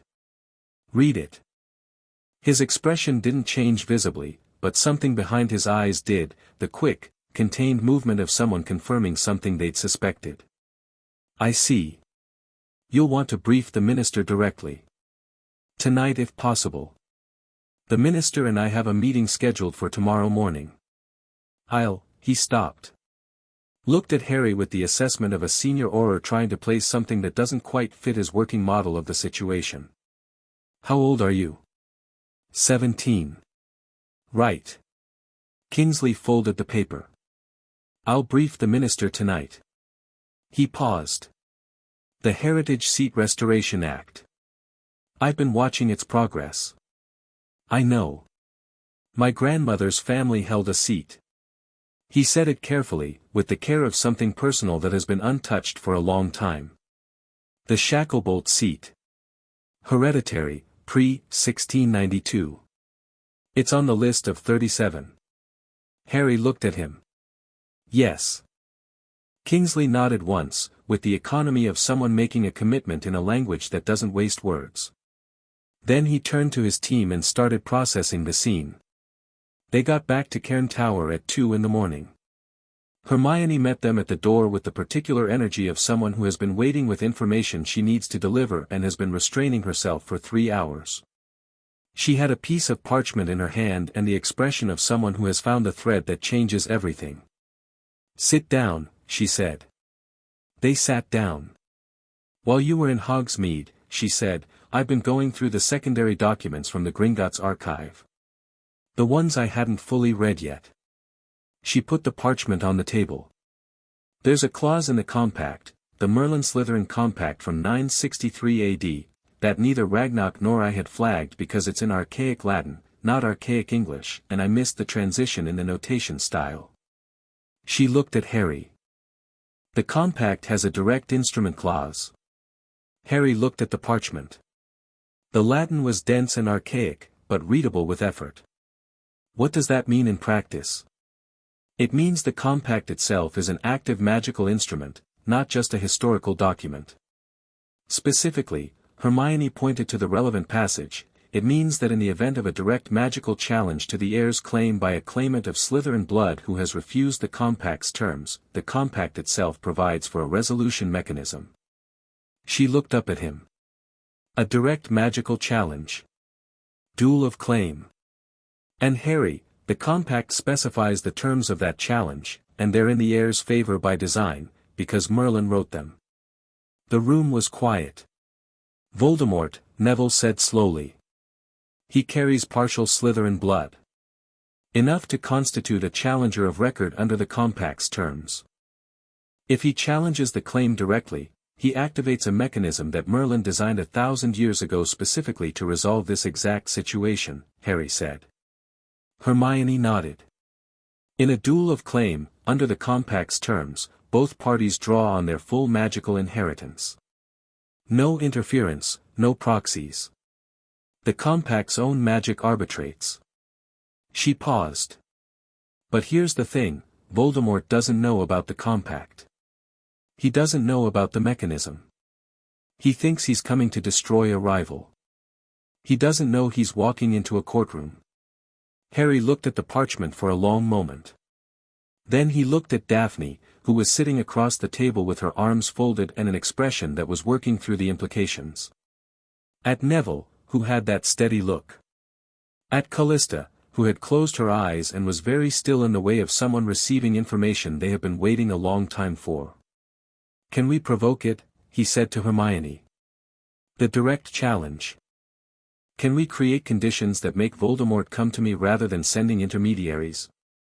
Hermione set down her pen. The second Wisengamot session, she said. If the throne question goes to a formal vote, if it's clear that the claim is about to be legally acknowledged in open session, Voldemort won't be able to resist a direct challenge. It's too fundamental to his identity. He believes himself to be the last Slytherin heir, the rightful heir to Slytherin's legacy. If that's publicly disproven, he comes, Marcus said. He comes, Harry confirmed. Callista opened her eyes. Then we make sure he comes on our terms, she said. The session venue, the timing, the circumstances, we control what we can. And we make sure the compact's mechanism is fully understood before he arrives, so the moment he issues a direct challenge, it activates cleanly. She looked at Harry. You'll need to have read all of Merlin's relevant texts. All of them. Not just the combat magic. The theory. The foundations of the compact. I've got a week, Harry said. You've got 6 days, Emery corrected from the corner, where he'd been making notes since they sat down. The session is in 6 days. He looked up. Do you sleep? Occasionally. Reduce it. Harry almost smiled. Already planned on it. He looked around the table, at all of them, the strange and collected assembly of people who had arrived at this moment through entirely different routes and were now pointed at the same thing. The keepers, who had been waiting 9 centuries. Hermione, who had been preparing since the moment she understood what was at stake. Neville, who had been ready longer than anyone had given him credit for. Daphne, who had been building something in the dark on her own conviction that it was worth building. Marcus, Callista, Emery, the architecture of a support structure that had spent generations waiting to be useful. And tomorrow, Kingsley was briefing the Minister of Magic. And in the gallery of the Wisengamot, Daphne's neutral families were being moved off the fence by the news out of Hogsmeade. And the legal case for the throne was sitting in Hermione's impeccably organized documentation, and the ring of convergence was warm on his hand, and Merlin's grimoires were on the desk upstairs with 6 days' worth of reading still in them. Right, Harry said. Let's get to work. The 6 days had a rhythm. Mornings, the grimoires. Harry worked through the remaining theoretical texts with a focus that excluded almost everything else, the specific sections Callista had identified as relevant to the compact's mechanism, the foundational theory that underpinned Merlin's most advanced work, the places where Slytherin's architectural approach and Merlin's pathfinding combined into something that was greater than either alone. He understood, by the 4th day, how the compact's resolution mechanism worked at the magical level, how it would recognize the parties, how it would arbitrate, what it required of him. It required him to be fully, completely, unreservedly himself. Which was, in Merlin's characteristic fashion, both the simplest possible requirement and the hardest one that most people faced. Afternoons, logistics. Daphne arrived each day with updated numbers, which were moving consistently in the right direction. The Hogsmeade assault had done something interesting to the neutral family's calculations. 27 Death Eaters captured without a single casualty on the defending side had the quality of a demonstration that changed what people believed was possible. Marcus arrived on day 4 with 2 new intelligence assessments. The first, Voldemort's inner circle had held an emergency meeting the morning after Hogsmeade. The second, Malfoy had been present at that meeting. Harry absorbed both facts without surprise. Malfoy's been working both sides for 30 years, he said. The question is whether he's reporting to Voldemort about the Gringotts session or keeping it back. Our assessment, Marcus said, is that he's reporting. He'd rather have Voldemort disrupt the session than see the Death Eater bill pass. That's useful, Harry said. Marcus looked at him. How is it useful? Because if Voldemort knows about the session, he'll come. And coming to the session is walking into the compact's mechanism. Harry looked at the window, the lock visible below, the afternoon light on the water. Malfoy thinks he's helping Voldemort. He's actually accelerating the timeline. On day 5, Emery produced the finalized intelligence map of the Gringotts session, floor plan, gallery positions, confirmed attendees, likely vote counts on each piece of legislation, and a detailed assessment of where Voldemort would most likely breach the wards if he arrived in person. The eastern entrance, Harry said immediately, looking at the floor plan. That's what we assessed too, Emery said. How did you, best sight line to the central floor? If you're making a statement, you want the sight line. He traced the line on the plan. We reinforce the perimeter here and here, but we don't reinforce the east. We leave it accessible. Emery looked at him. We're laying a welcome mat. We're making the entrance he'd choose anyway look undefended. Harry put the plan down. He needs to believe he's choosing, or the compact mechanism won't fire cleanly. The moment of challenge has to be his genuine choice. On the evening of day 5, Daphne came to the tower study while Harry was still at the desk. You should sleep, she said, from the doorway. I will. She came in and sat on the edge of the desk, not in the other chair, but on the desk itself, which was either familiarity or a specific kind of point being made. The families are in place, she said. 22 confirmed for the Heritage Act. 16 for the Death Eater Bill. 11 for the Oversight Reforms. The Throne Question, how many for the Throne Question? She was quiet for a moment. 8 confirmed. 14 likely. The rest are still, it doesn't matter, Harry said. She frowned and he continued, the vote on the Throne Question doesn't decide anything. Even a simple majority vote doesn't change the legal status, the charter is either operative or it isn't, and Ragnok has already established that it is. The vote is about the acknowledgement, the public record. He paused. We need enough to prevent a successful motion to dismiss the question. We don't need a majority on affirmation. Daphne absorbed that. How many to block a dismissal? With my 5 seats plus Dumbledore's formal abstention, which he's committed to, 23. We have 22 confirmed. She looked at him. We're 1 vote short. Kingsley, Harry said. He'll vote for the Heritage Act, that restores his family seat. And if the seat is restored, he has a vote. Daphne caught up with it immediately, her eyes sharpening. But the Heritage Act would need to pass before the Throne Question comes to the floor. Which is why it's first on the agenda. She looked at him for a long moment, in the lamplit quiet of the tower study, with the sound of the wind on the lock coming faintly through the window. You worked that out days ago, she said. Last week, actually. She made a sound that was somewhere between exasperated and delighted. You could have told me. I needed to know the family counts were solid first. There's no point in revealing a sequence if an earlier step might not hold. He looked up from the desk. I also wasn't sure about Kingsley until Hogsmeade. What changed after Hogsmeade? He thought about Kingsley standing on the high street at midnight, looking at 28 incapacitated Death Eaters, and saying my grandmother's family held a seat with the care of something personal and long untouched. He's been waiting for permission to believe things can be different, Harry said. He's not waiting anymore. Daphne looked at him, and the calculating intelligence in her expression had gone quieter, and what was underneath it was something less political, just a person, observing another person with honest attention.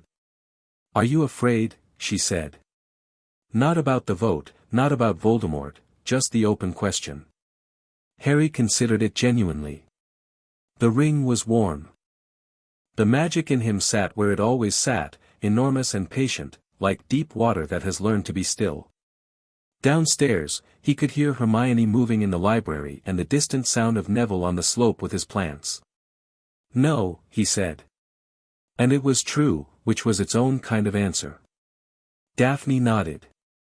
She pushed herself off the desk. At the door, she stopped without turning. My father sent a message today, she said. He says the family stands with you. Not with the claim, not with the inheritance. She paused. With you. She left, and Harry turned back to the grimoire, and outside the window the lock held the last of the day's light on its surface, and the tower hummed around him with the patient warmth of something that has been waiting a very long time and knows the waiting is almost done. Chapter 5, The Crown and the King. The morning of the second Wisengamot session was the kind of June morning that Britain produces when it's trying to apologize for all the grey ones, clear sky, low gold light, the air carrying that quality of cleanness that only arrives after several days of wind have scrubbed everything. Harry stood in the turret of Cairn Tower and watched the sun come up over the loch and let himself have exactly 5 minutes of it before he went downstairs and got to work. Hermione was already at the table with her documentation, which had achieved a level of organization that bordered on architectural. She had 4 separate stacks, each with colored tabs, each in sequence, with a master index sheet written by hand on a single large sheet of parchment that was currently pinned to the wall where she could see it without turning her head. She didn't look up when Harry came in, just said, "The Heritage Act goes first. I've cross-referenced every procedural challenge Malfoy might raise with the counter-argument and the relevant statutory reference. You have a copy. Thank you. I've also written a briefing note for Kingsley about his family's seat so he has the documentation in hand before the vote is called." Already sent it last night, Harry said. She did look up then. Oh. A pause. Good. Neville came in from outside with mud on his boots and the focused energy of someone who processes pre-battle nerves through physical activity. He'd been on the slope since dawn. He said nothing, poured tea, and sat down with the settled calm of a person who has made his peace with what the day holds and has nothing left to do but be ready for it. Daphne arrived at 7 with Emery and Marcus. Callista had spent the night in London, closer to the ministry, and had sent word at 6, perimeter is clean. No unusual activity near the ministry. I will be in position by 9. Emery unrolled his intelligence update on the table without preamble, Death Eater movement consistent with what they'd expected, not another assault, but surveillance, people watching to see what happened in the chamber before committing to the next move. Voldemort's inner circle is in London, Emery said. All of them. Bellatrix, Dolohov, wait, Dolohov's in ministry custody. Dolohov's replacement. Rookwood, McNair, both Carrows. They came in last night. He knows about the session, Marcus said. He's known since Malfoy briefed him, Harry said. The question is when he moves. He looked at the intelligence map. The eastern entrance to the Wisengamot chamber was exactly where it always was, slightly less warded in the current assessment than the other 3 approaches. The welcome mat, undisturbed. Not before the vote on the throne question. He'll want to let it get far enough to be certain it's real, then interrupt it. That's a narrow window, Marcus said. Once the Heritage Act passes and Kingsley's seat is restored, the vote sequence accelerates. He has maybe 20 minutes between the heritage vote and the throne acknowledgement. 20 minutes is enough. Harry folded the map. Make sure the perimeter teams know their role is containment, not engagement. Voldemort comes through the eastern entrance and comes to the floor. We let him come. Marcus looked at him steadily. And if he doesn't come alone? He will. Harry was certain of this in the way he was certain of things that came from somewhere beyond calculation. This is personal to him. Whatever else he brings tonight, at the core of it, this is Voldemort and his belief about who he is. He won't share that stage. Marcus held his gaze for a moment, then nodded. Daphne was looking at the intelligence map over Harry's shoulder. There's something else, she said quietly. She took the map and pointed to a notation in the corner, a small symbol, Emery's shorthand. Narcissa Malfoy sent a message to my mother last night. She wants to meet. Everyone looked at her.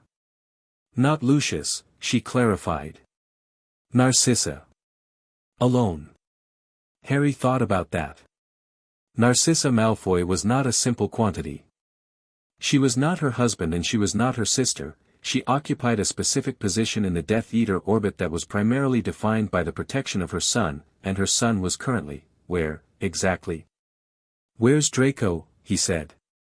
Emery checked his notes. Still at Malfoy Manor. He hasn't been to any of the movement meetings. He hasn't been seen with the inner circle since, he paused, scanning back. 3 weeks ago. Before the Wisengamot session. Lucius pulled him back, Daphne said. I think he's protecting him from whatever comes next. Harry was quiet for a moment. Meet with Narcissa, he said to Daphne. After the session. Not before, I don't want to complicate today. But after. She nodded. He looked around the table one final time. At all of them. At the sum of what had been built in the last 3 weeks, the legal case, the political coalition, the keeper network, the intelligence, the preparation, the tower humming its old magic around all of them like a hand on a shoulder. Right, he said. Let's go. The chamber was fuller than it had been 3 weeks ago. Word had moved through magical Britain at the speed that words move in small communities, which is considerably faster than anyone plans for, the story of 5 ancient seats, the ring of convergence, the Gringotts documentation, the fight at Hogsmeade. 27 Death Eaters captured without a death. The boy who lived, grown up, sitting in the seat of Merlin and doing parliamentary procedure like he'd been born to it, which as it turned out, he had. The public gallery was standing room.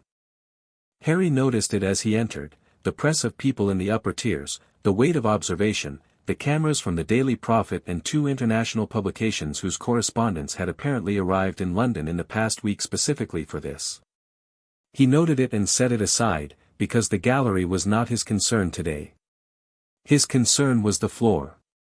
He walked in at 10:05, wearing the same black he'd worn to the first session, the ring of convergence on his right hand and the documentation case under his left arm, and this time the chamber didn't pause, it shifted, the way a room shifts when someone arrives whose arrival changes the quality of everything in it.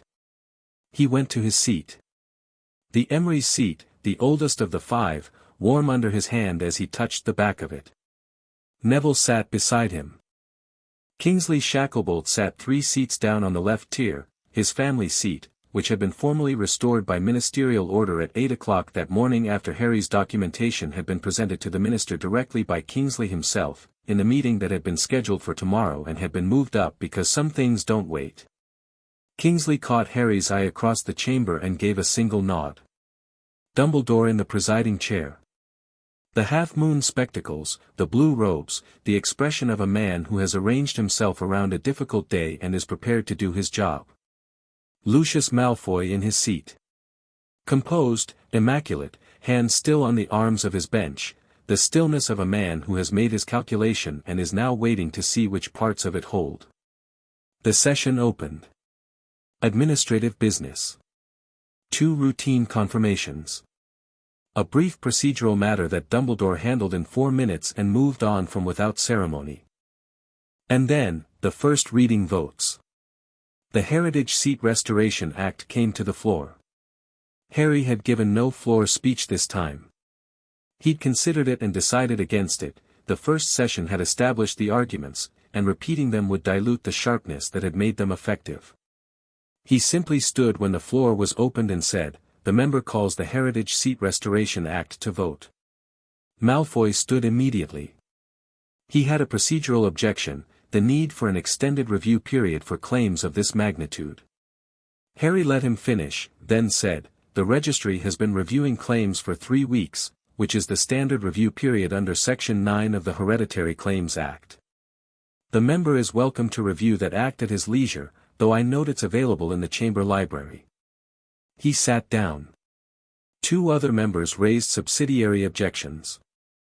Hermione had prepared for both of them, and Harry handled each with the particular quality of someone who is not performing competence but simply being it, no heat, no drama, just the clean application of being more prepared than the other side. The vote was called. 22 confirmed. Kingsley, whose seat existed because of this exact act, whose presence in the chamber at this exact moment was the product of a sequence Harry had worked out 10 days ago in a tower by a Scottish loch, Kingsley raised his hand for the 23rd vote. The Heritage Seat Restoration Act passed its second reading by simple majority. The Magical Registry updated in silver ink. 37 hereditary seats formally restored.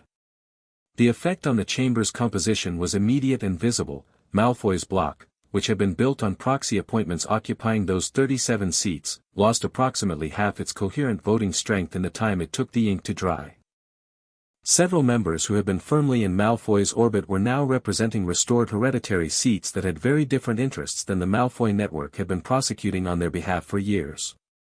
Harry watched Lucius Malfoy's face during the registry update. The composure was still there.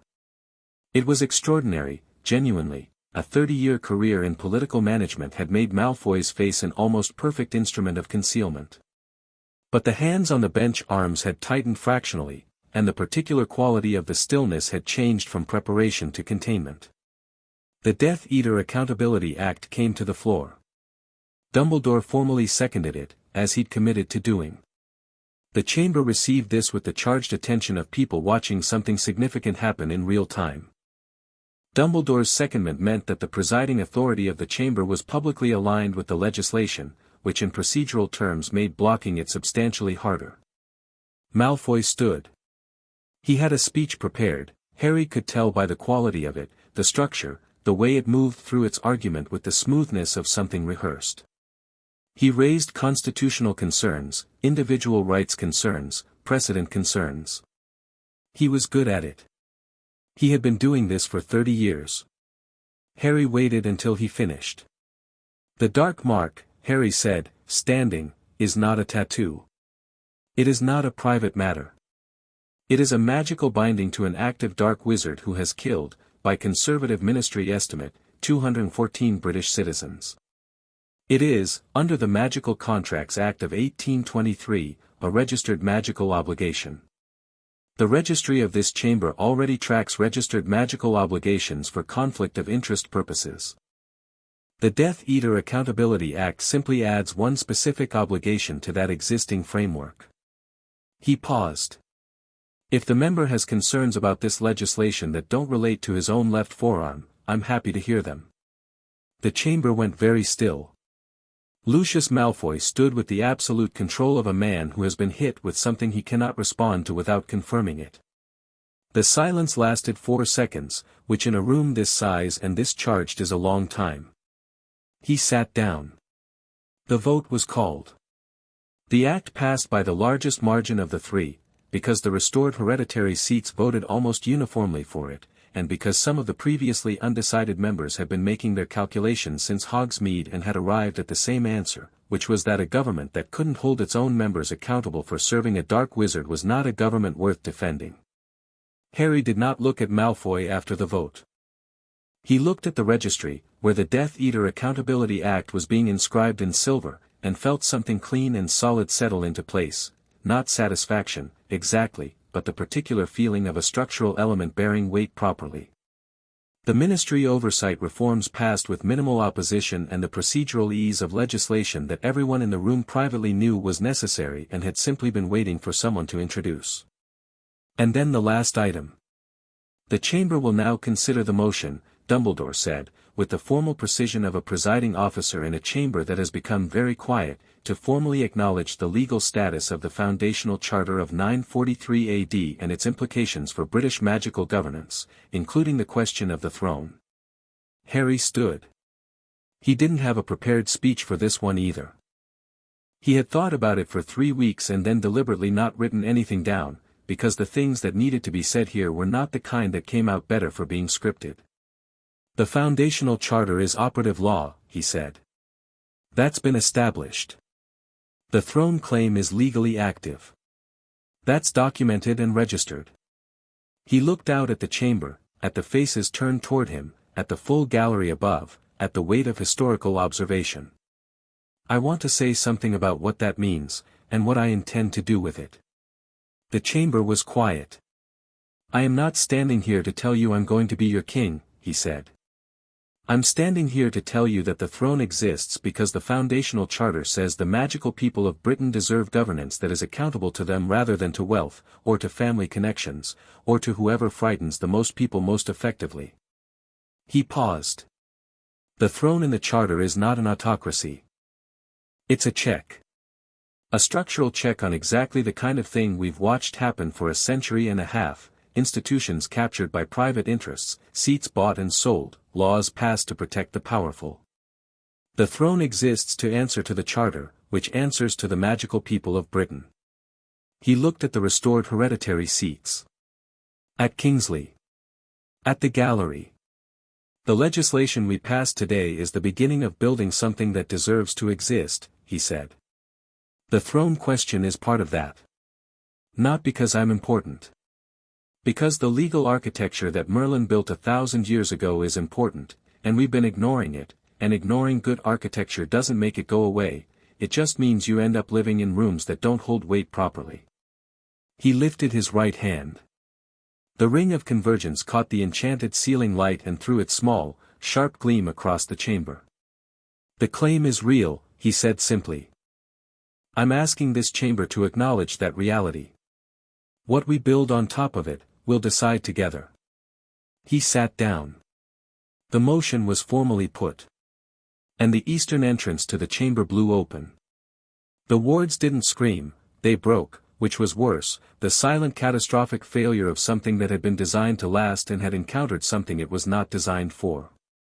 The doors at the eastern entrance came off their hinges with a sound like thunder and fell inward, and the temperature in the chamber dropped 10 degrees in under a second, and the light from the enchanted ceiling flickered and went to grey.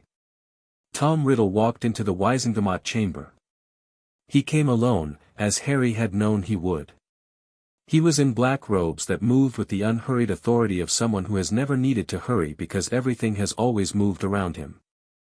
His face was the face that Harry had seen across a graveyard at 14, the flat, pale, snake-blank face, the red eyes, the quality of wrongness that the Horcruxes had carved into him over decades of wrong choices. He carried his wand loosely at his side and moved through the chamber the way a fire moves through a room, without asking. The chamber was frozen. Not magically, no one had cast anything. Just the specific human freeze of a room full of people confronting something they have feared for a long time and have now found in their actual physical space. Voldemort stopped at the center of the chamber floor, 20 feet from where Harry sat, and looked at him with the red eyes and the absolute attention of someone who has decided that everything else in the room is background. Harry Potter, he said. His voice was soft and carrying, the voice of someone who had learned long ago that quietness was more threatening than volume. I heard you've been making claims. Harry stood up. He didn't do it quickly or dramatically. He just stood, the way you stand when someone enters a room you're already in and you don't need to adjust anything about yourself for them. Tom, he said.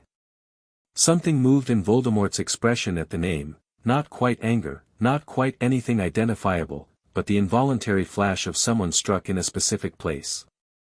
He had spent decades ensuring no one used that name. He'd killed people for it. You have something that belongs to my line, Voldemort said, and his eyes dropped briefly to the ring of convergence. You've been told wrong about your line, Harry said. The Gaunts were a secondary branch. The primary line went through Linfred of Stinchcombe. I'm the primary heir. He kept his voice the same as it was when he'd been talking to the chamber, level, clear, not raised, not performing threat. Just stating facts. The compact between Merlin and Slytherin established the mechanism for this situation. You have enough Slytherin blood to be a challenger of record. You've entered the chamber of record. He paused. You just activated the compact's resolution mechanism, Tom. Voldemort's eyes narrowed very slightly. The ring of convergence on Harry's hand had gone from warm to hot, and a low vibration had entered the room, not audible, but felt, the way you feel very large music, not in your ears but in your chest. Around the chamber, the air had taken on a quality that was somewhere between electrical and sacred, the way the air at the site of a very old promise feels when the promise is being kept. What is this? Voldemort said, and the softness in his voice had an edge of something that wasn't fear but was adjacent to its neighborhood. It's called the Compact of Convergence, Harry said. Merlin wrote it. He expected this. He built a solution for it. He looked at Voldemort across the empty space of the chamber floor. You came here to challenge the claim. That's the challenge. The compact's magic is already arbitrating. Voldemort looked at the ring. At the vibration in the air. At Harry's face, at the absence of fear there, the clean, direct steadiness of someone who is exactly where they plan to be, and made the calculation that 50 years of power and certainty allowed him to make, that this was a manipulation, a trick, a Dumbledore-style misdirection, and the correct response was to demonstrate that power didn't care about clever legal arrangements. He raised his wand. The killing curse that came out of it was what it always was, brilliant green, instantaneous, absolute. The crowd in the gallery that hadn't already been frozen was frozen now. Harry raised his left hand, and the compact's magic rose with it. The killing curse hit a barrier that was not a shield in any conventional sense, not a thing cast, but a thing invoked, called from the compact's own architecture, from the promise made in 963 AD by two of the most powerful magical minds in history, built to handle exactly this. The curse stopped. Not deflected, not absorbed, stopped, held in mid-air, suspended in the compact's arbitration, because the compact had decided the challenge was being heard. Voldemort's expression, for the first time Harry had ever seen it, showed something genuine. Not the performed contempt, not the theatrical anger, something real, behind the red eyes, that was the specific human expression of encountering a thing that is larger than you and that you did not prepare for. Harry cast. He cast with both wands simultaneously, Holly in his right hand, Merlin's wand in his left, and the spells that came out were not individual spells but a combined working, the convergence of both inheritances operating as Merlin had designed the compact to operate. Not a contest of destruction but a contest of essence. The two magical identities presented to the arbitration in their fullest form and measured against the compact's terms. It looked like light. That was the only word for it.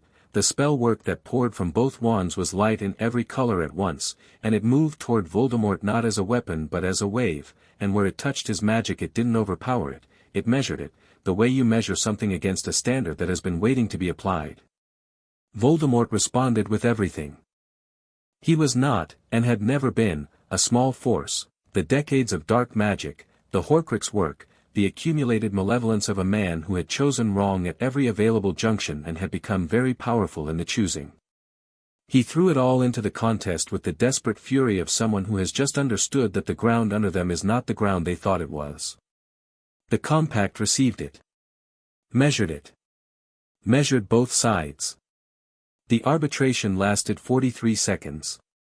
Harry knew the number because he counted, with the calm focus of someone who has been preparing for exactly this and has nothing to do in the moment of it but be fully present. The light in the room built and built, and the vibration became something you could hear as well as feel, and the ring of convergence was so hot it would have burned him if it had been merely a ring rather than a magical instrument recognizing its purpose. And then the compact concluded. The light resolved. Not in an explosion, in a release, the way a held breath releases, the tension going out of the room in a single smooth movement. The compact's verdict settled into the room the way old magic settles, without announcement, without drama, simply as a fact that had always been true and had now been formally confirmed. Harry James Potter, heir of Merlin and Slytherin both, recognized by the ring of convergence, confirmed by the arbitration of a 900-year-old magical promise. Voldemort was on his knees. Not from a spell, from the arbitration itself, the compact's magic having done exactly what Merlin had designed it to do, which was to take the power of a challenger who had entered its jurisdiction and measured it against the standard and returned it diminished, drained to the degree of the wrongness of the claim. Voldemort had come in claiming Slytherin's legacy, and the compact had found his claim inadequate in every particular and had said so, in the language of magic itself, which did not leave room for argument. He was still dangerous. A man on his knees with a wand and 50 years of dark magic is not nothing. But the red eyes, when they came up to Harry's face, were different. They were the eyes of someone who has had a fundamental belief about themselves dissolved in under a minute, and who has not yet built anything to replace it. Harry looked at him for a moment. He thought about a graveyard at 14. The Department of Mysteries at 15. A tower at 16. Every year of his life spent living in the shadow of a man who had chosen, at 16 himself, to become something that had steadily eroded the human parts of him until there was almost nothing left. He felt no pleasure in this. He wasn't built for it and wouldn't pretend to be.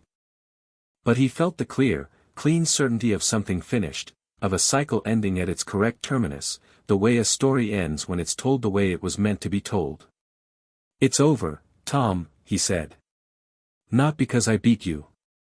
Because the magic that built this world decided it was over, and I happen to agree with it." Voldemort's hand was moving, not the wand hand, the other one, the reflexive movement of someone reaching for something, but there was nothing to reach for, because the Horcruxes were gone. Harry knew they were gone.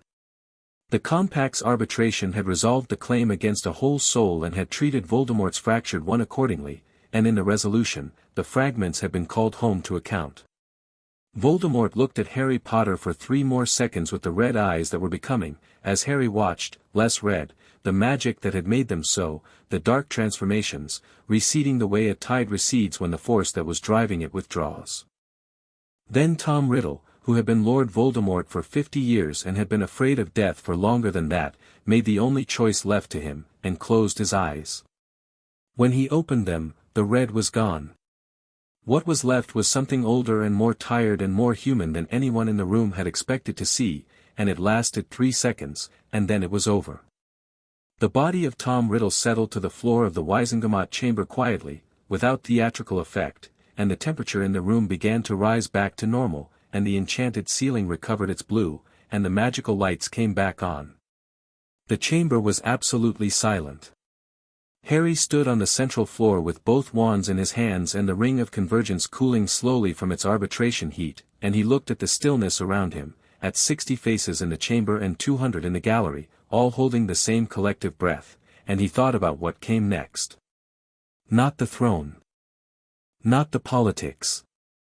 Not the legal structure and the Wizengamot sessions and the legislation still to be passed. Just the next breath. The next moment. The first moment of a world where this specific shadow wasn't in it. He put his wands away. "We should probably call the Aurors," he said to Neville, at a perfectly normal volume. Neville let out a breath that had clearly been held for 43 seconds plus. "Yeah," he said. From the gallery, someone began to clap. Not a theatrical, building applause, one person, just one, the sound of someone whose hands had moved before they decided to.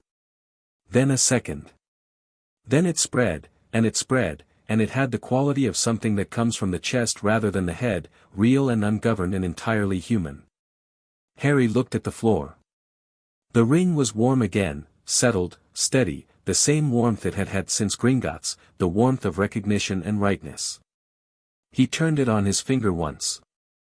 Then he went to find Hermione, because she had been in the tower alone for the most important hour in recent magical history and that wasn't fair to her, and she was going to have opinions about the compact's resolution mechanism that he wanted to hear. The days that followed were complicated in the specific way that endings always are, because endings are also beginnings, and the administrative work of a beginning is substantial.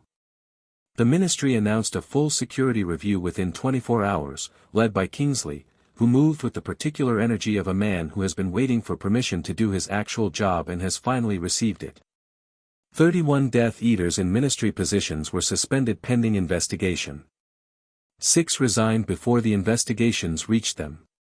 2 fled the country and were apprehended by the International Aura Network within a week. The international community, it turned out, had been paying close attention to what was happening in Britain. Lucius Malfoy presented himself at the ministry the morning after the session. Harry was in Kingsley's office when the message came through. Kingsley looked at him. "What do you want to do?" Kingsley said. Harry thought about it. He surrenders voluntarily, that's information about where he thinks the power sits now. It's also information he's offering us. He paused. Process him through the standard review. The Death Eater Accountability Act covers his situation. Let the law do what the law was designed to do. He paused again. And make sure Draco Malfoy knows he's not his father. Kingsley looked at him for a moment, then wrote the instruction and sent it. Narcissa Malfoy met with Daphne 2 days after the session, a private meeting, the details of which Daphne relayed to Harry with the careful precision of someone who takes confidences seriously while understanding that some confidences have strategic implications. Narcissa had one request, her son's future. She wanted Draco free of the system his father had built, free of the expectations, free of the debts. Harry sent her a message through Daphne, that was already the case. He didn't make a political performance of it. He didn't hold a press event about mercy or reconciliation. He just made sure the legal process treating Draco as a minor who had been subject to his family's choices rather than a principal actor was followed through, and got on with the 100 other things that needed doing. The Wisengamot's third session, 2 weeks after the second, was the one where the throne question moved to a formal vote. Harry had spent the intervening time doing something that surprised the people who had expected him to spend it consolidating power. He had been talking to people. Not lobbying, not persuading, not working the numbers. Just talking, to the hereditary seat holders whose families had been in the proxy system for decades, to ministry workers who'd been afraid to do their jobs properly for years, to Hogwarts students whose parents had written to him since the session, to magical communities in Britain who hadn't set foot in a Diagon Alley shop since the first Voldemort war because they hadn't felt safe there. He was building a picture of what magical Britain actually was, as opposed to what the institutions had been pretending it was. He was noisy about it and he didn't manage the information, he let people see what he was doing and let them make up their own minds about what it meant. Hermione called this approach strategically sound and emotionally exhausting to watch, which was high praise from Hermione. The throne vote, when it came, passed. Not by a large margin, 41 to 22, with 7 abstentions, but by a real one, which was what mattered. The Foundational Charter's Throne Clause was formally acknowledged by the Chamber as operative law. The Ring of Convergence was entered into the official record as the recognized instrument of succession. Harry Potter, 17 years old, heir of Merlin and of Slytherin, was formally acknowledged as holding the hereditary claim to the throne of magical Britain. He did not immediately take the throne. This was the thing that surprised everyone, the press, the gallery, the international observers who had been filing stories about the young British heir for a month. The legal acknowledgement happened and Harry stood in the chamber and said thank you, formally, and then introduced 4 more pieces of legislation. The throne exists, he said, standing at the podium for the 3rd time, and I hold it. But I hold it under the terms of the Foundational Charter, which means I hold it in service to the magical people of Britain, not over them. Before I exercise any authority that flows from that claim, I want the structure we exercise it through to be worth the exercising. He looked out at the chamber. These 4 pieces of legislation establish the charter of governance that the throne operates under, the limits on royal authority, the protections for individual magical rights, the structures that prevent the throne from becoming the kind of power it was designed to check. He placed the legislation on the registry. The chamber received this with the quiet attention of people who are revising their expectations in real time and are not quite sure whether to be relieved or awed or both. After these pass, Harry said, I'll take up the role properly. Not because I've finished proving something, but because the structure will be worth leading. He sat down. Dumbledore, from the presiding chair, was looking at him with an expression that Harry would remember for the rest of his life, the specific face of a man who had spent 50 years trying to prepare the wizarding world for its future and was watching the future turn out to be better than he'd planned. The legislation took 3 more sessions to pass in full. Harry spent the time in a way that would have seemed unimpressive to anyone expecting a victory lap, reading more, talking more, refusing 14 press requests and accepting 2, attending 1 Hogwarts staff meeting at McGonagall's invitation and sitting in the back without saying anything while the teachers figured out what they thought about all of it. He attended a memorial for the families who had lost people in the First Voldemort War and sat with them and didn't give a speech. Just sat with them. He went back to Cairn Tower on a Friday in mid-July and sat in the turret and watched the lock and thought about his parents, about what they'd given him, about the road from Privet Drive to here, about 11% and what it had cost and what it hadn't. Hermione was in the library below him working on a paper about the legal implications of the Foundational Charter's restoration for international magical law, which 3 universities had already asked her to publish and which she was going to publish once she felt it was exactly right, which might be December. Neville was on the slope, cataloguing the silver-leafed plants, which he had provisionally named Merlinia Carnensis and which a herbology journal had already expressed interest in, though Neville thought the name needed another few weeks' consideration. Daphne was in London, running the 3rd meeting of what had become an informal but increasingly organized coalition of the restored hereditary families, who had discovered they had a great deal in common and were finding it useful to have a forum in which to say so. Marcus and Callista were at the Keeper House in Edinburgh, which was warmer now that the centuries of waiting had resolved and was, according to Callista, absolutely filled with an embarrassing amount of archival material that needed sorting now that the holding pattern was over. Emery Thorne had taken a position at the Ministry, in the Intelligence Division, which was being rebuilt from the ground up by Kingsley.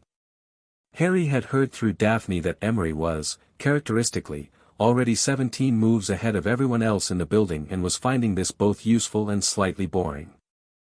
The sun was going across the loch in the way it goes on long summer evenings in Scotland, taking its time, reluctant, the light going warm and horizontal across the water. Harry watched it and felt the ley line beneath the tower, the ring of convergence warm and quiet on his hand, the magic of the building around him patient and present. His life had been a lot of things. A cupboard under the stairs. A letter delivered by an owl. 6 years of being told to be smaller, braver, more careful, less noticed. A graveyard at 14. A corridor at 15. 11% of everything he was, contained and managed and offered back to him in careful portions. And then a room in Gringotts, and an old goblin with copper eyes, and a ring that had been waiting since 963 AD. He turned the ring of convergence on his finger once. The serpent and the crown, worn smooth by centuries, familiar as breathing. He had work to do. The legislation was nearly through. The structure was being built. The people around him were building their own things, and those things were good, and the world that was coming was better than the one they'd been handed. He was 17, which meant he had a long time to get it right. He wasn't afraid of that. He wasn't afraid of much at all, these days. He went back downstairs.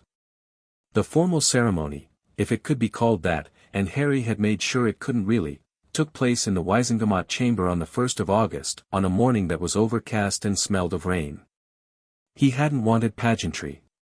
He'd said so clearly and repeatedly to everyone who had suggested it, and most of them had listened, and the ones who hadn't had been Hermione, who had made one argument for a more formal occasion on the grounds of historical record, and then accepted Harry's counter-argument with the grace of someone who can tell when they're going to lose and chooses to exit elegantly. The chamber was full. The gallery was full. The international observers were there in numbers. The press were there, which Harry had allowed on the condition that they reported what was actually said rather than what made better copy, and which they were going to do whatever they were going to do and he couldn't fully control it, so he'd set the condition, let it go, and focused on what he could control. The 4 governance acts had passed their final readings the previous week. The legal structure was in place. The charter limitations on royal authority were binding and public and entered into the magical record. What was left was the formal taking of the roll, the point at which the legal acknowledgement became the actual thing. Harry stood on the central chamber floor in front of the registry, in black that Daphne had sent him again with a note that said "Don't argue," and which he hadn't argued about, and faced the chamber. Ragnok was there. He had attended in person, which Callista had told Harry was the first time a Gringotts director had left the building for a non-banking function in 90 years. He stood in the observers section in his formal goblin robes and watched with the copper eyes and the expression of someone for whom this was the completion of an obligation they had carried for a very long time. Harry nodded to him. Ragnok inclined his head, a slight, precise movement that somehow conveyed 932 years of held breath finally released. Dumbledore presided. He read the formal charter language with the same care he brought to everything, every word given its proper weight. When he reached the end, he looked at Harry over the half-moon spectacles with the blue eyes that were doing something complicated, and said the final line, "Do you take up this role under the full terms of the foundational charter, in service to the magical people of Britain, bound by its obligations and limitations?" "I do," Harry said. The ring of convergence on his hand pulsed once, warm, steady, certain. The magical registry updated with a sound like a door opening onto a very large room. That was it. No crown, the charter made no provision for a crown, because Merlin hadn't been interested in crowns. No oath of fealty, no kneeling, no procession. Just the formal words, the legal record, the ancient magic recognizing that the waiting was over.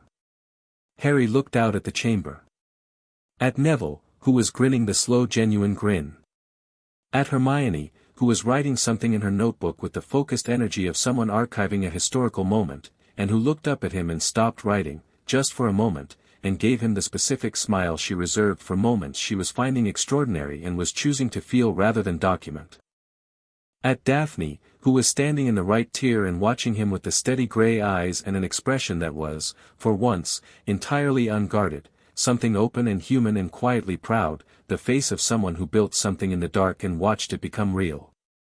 At Callista and Marcus and Emery, the keepers, whose 900-year obligation had just concluded and whose faces showed the complicated freedom of people who have carried something long and heavy and have just set it down. At Dumbledore, who was standing down from the presiding chair with the expression of a man handing off a burden he has carried too long to someone who was always the right one to carry it, and finding in the handing off something he hadn't expected, relief. At Kingsley in his restored family seat, with the quiet satisfaction of a man whose work, for the first time in years, had somewhere solid to stand. At the gallery full of faces he didn't know personally but knew collectively, magical Britain, the actual thing, the people rather than the institutions, who had been living for decades in a world defined by fear and wealth and the absence of something that should have been there. Harry looked at all of them and felt the ring of convergence warm and steady on his finger and the magic of Merlin and Slytherin both in his blood and the ley line of Britain running beneath the building and through every inch of the land he was now responsible for. He thought about what it meant to be responsible for something. Not to own it, not to control it, not to perform authority over it, to be responsible for it. To carry it with both hands and give it your full attention and do the work of making it better every day for as long as you were the one holding it. He was 17. He had a long time. There was a great deal to do. He looked out at the chamber and said, very simply, "Right. Let's get to work." And the magical people of Britain, for the first time in a century and a half, had a king worth following.